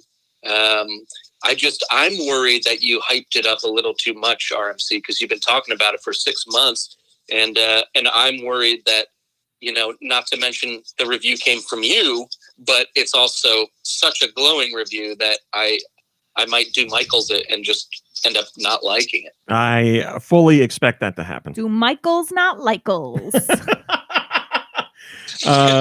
The Patreon question, Mom Brain, which also I should say we are that I have behind. Always loved Paddington. Period. And so I knew what Paddington was or who Paddington was, but I had no connection to it really in my childhood. So, but after all of that, Grimbles, are you going to watch Paddington? It's so funny because this came up the other night, and I was so astonished to hear how strongly Kevin feels about a movie that I've never thought about more than one time in my life. Oh, well, I'll probably watch it. I have a small daughter at home. Maybe we'll watch it and I'll tear it down on my next visit. Well, next podcast, yeah, we'll hear your Paddington review. All right, Mom Brain, Patreon. What about it? Did you know the Patreon is that you can join the Patreon for $1? For $1. Thank you, Billy. Patreon question comes from Joshua, and he says, "Is there a game that you love but you know is objectively not good, or at least has some major problems?" Flicky. I'm gonna go feed the cat. Oh yeah, it's time to feed him. Game that we love or like or think is good, but we know has problems. Urban Champion. It came up twice in one podcast. Urban Champion is definitely one of my Nintendo games that I do not like. So I'm trying to think of games that well, you know what? Most recently, I wouldn't say I like it or I love it, but I would say I had fun with it. I thought the new Contra was good, and I knew playing it that I knew people wouldn't like it, but I played it, and I was against the new Contra before it came out because I thought it didn't look like anything I would want from a Contra game, but I'm always willing to give it a shot, so I played it, and I liked it, and it's clunky, and it's not like the most technically sound game, and I find it to be an ugly game, but I'll be damned if I didn't have fun with it. So that's my most recent pick, Contra, whatever the hell that was called. I don't even remember, but I liked that Contra. I did not think it was bad. Does anybody else have a pick? Anything that comes to mind right away? I'm really sorry. I wasn't paying attention. A game that you think is good, but that other people don't think is good. Well, it's objectively not good or has major problems, but you still enjoy it. You know what? I'm going to say Brutal Legend, which, I don't know, it doesn't have I wouldn't say it has major flaws. It's just, I replayed it a couple of years ago, and now that I know all the drama that went on during development, it definitely feels like a game that feels somewhat unfinished. Yeah, it's unfortunately that's kind of a hallmark of Double Fine games, or at least a good amount of them. They just feel like they didn't have quite enough time or a big enough budget. That one especially, and which is a shame because I loved the look of that game. I loved the character designs. I loved all the characters. I love Jack Black in that game. I love Ozzy Osbourne in that game. He's actually pretty funny, and you can actually understand what he's saying, which is a first. But yeah, I realize it's a game with a lot of flaws, and and you can basically if you don't do any side missions, you can beat the game in I don't know, I think less than 4 hours, which is that's kind of a knock against it. This is why I'm excited to see how Psychonauts 2 turns out, because they've had plenty of time and they have Microsoft backing them now, and they've been able to really fine tune everything. And I think it has the potential to be their best game. And I like Double Fine games. I just feel like they need more time or more money. So they're in a very good position with this one. So fingers crossed. Huh? What else do they do? What else did Double Fine do? They've done a million things. I'll look it up. The Costume Quest, and obviously the first Psychonauts, and so they did, is that Full Throttle or whatever? Not Full Throttle. Yeah, Full Throttle was one, right? Grim Fandango. Grim Fandango. Some alum from. Okay. Let me look at their list of games just to give you. I'll look it up. Don't. I got it. Knights and Bikes. Yeah. I mean, a lot of these titles sound like they're bargain bin titles. Well, that's how Nikki Hill would think Solid of them. Master Link wants us to know. They did The Cave. With Paddington, if you have premium Hulu, YouTube TV, Sling, cable, TBS or TNT, or your local library. There you Voodoo, Crackle. I've got the Schlang Super Seat, but I don't have regular Schlang. All right. I thank you for the question. I think we're so. Do you want to just do No, Okay. No. I think we're gonna call It's it all for this because week. somebody brought up Paddington. That's what. I think we're gonna call it, but Well, we had a rumor for a few weeks now.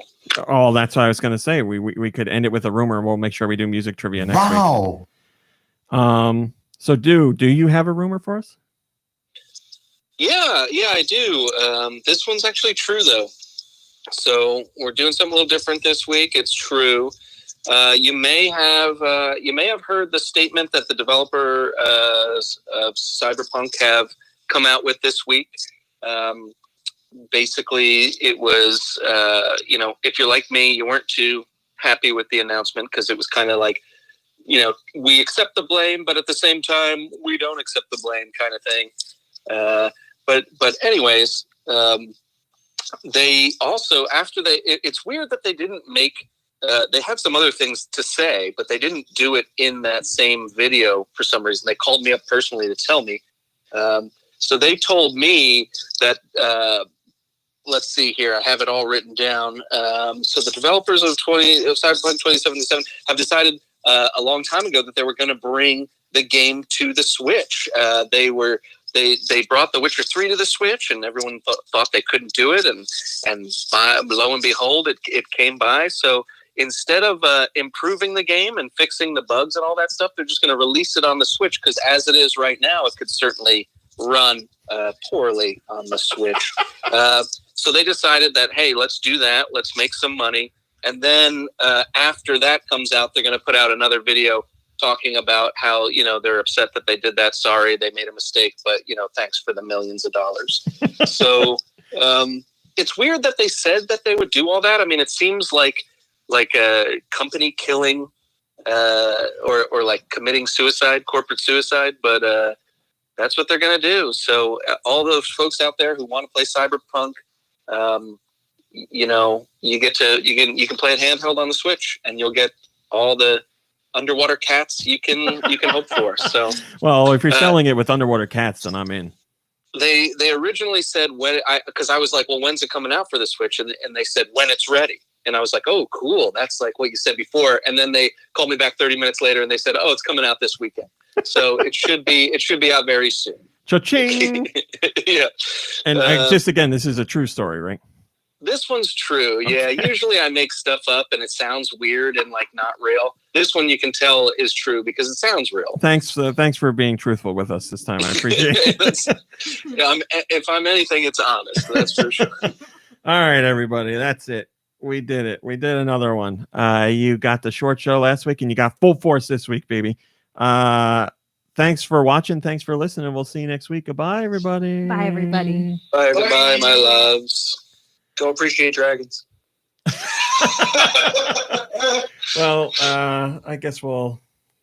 What time is that say, my brain? Yes. Music. I mean, I skipped it. Well, I lobbied for a couple songs, but I was what shot are we at down. there? What are we at there? Because isn't that the thing that people get most pissed about, missing the music?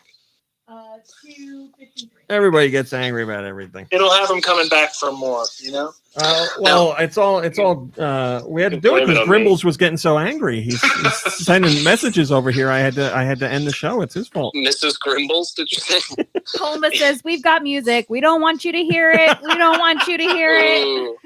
Listen, we won't not do music. I know we've had 2 weeks without music, but that'll make its return that much sweeter.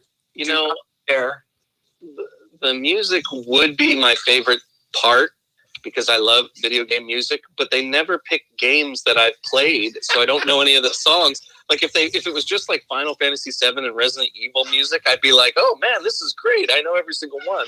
But I end up liking the questions more. I thought we had you read more than one question this week, and I thought the question section was a lot more interesting.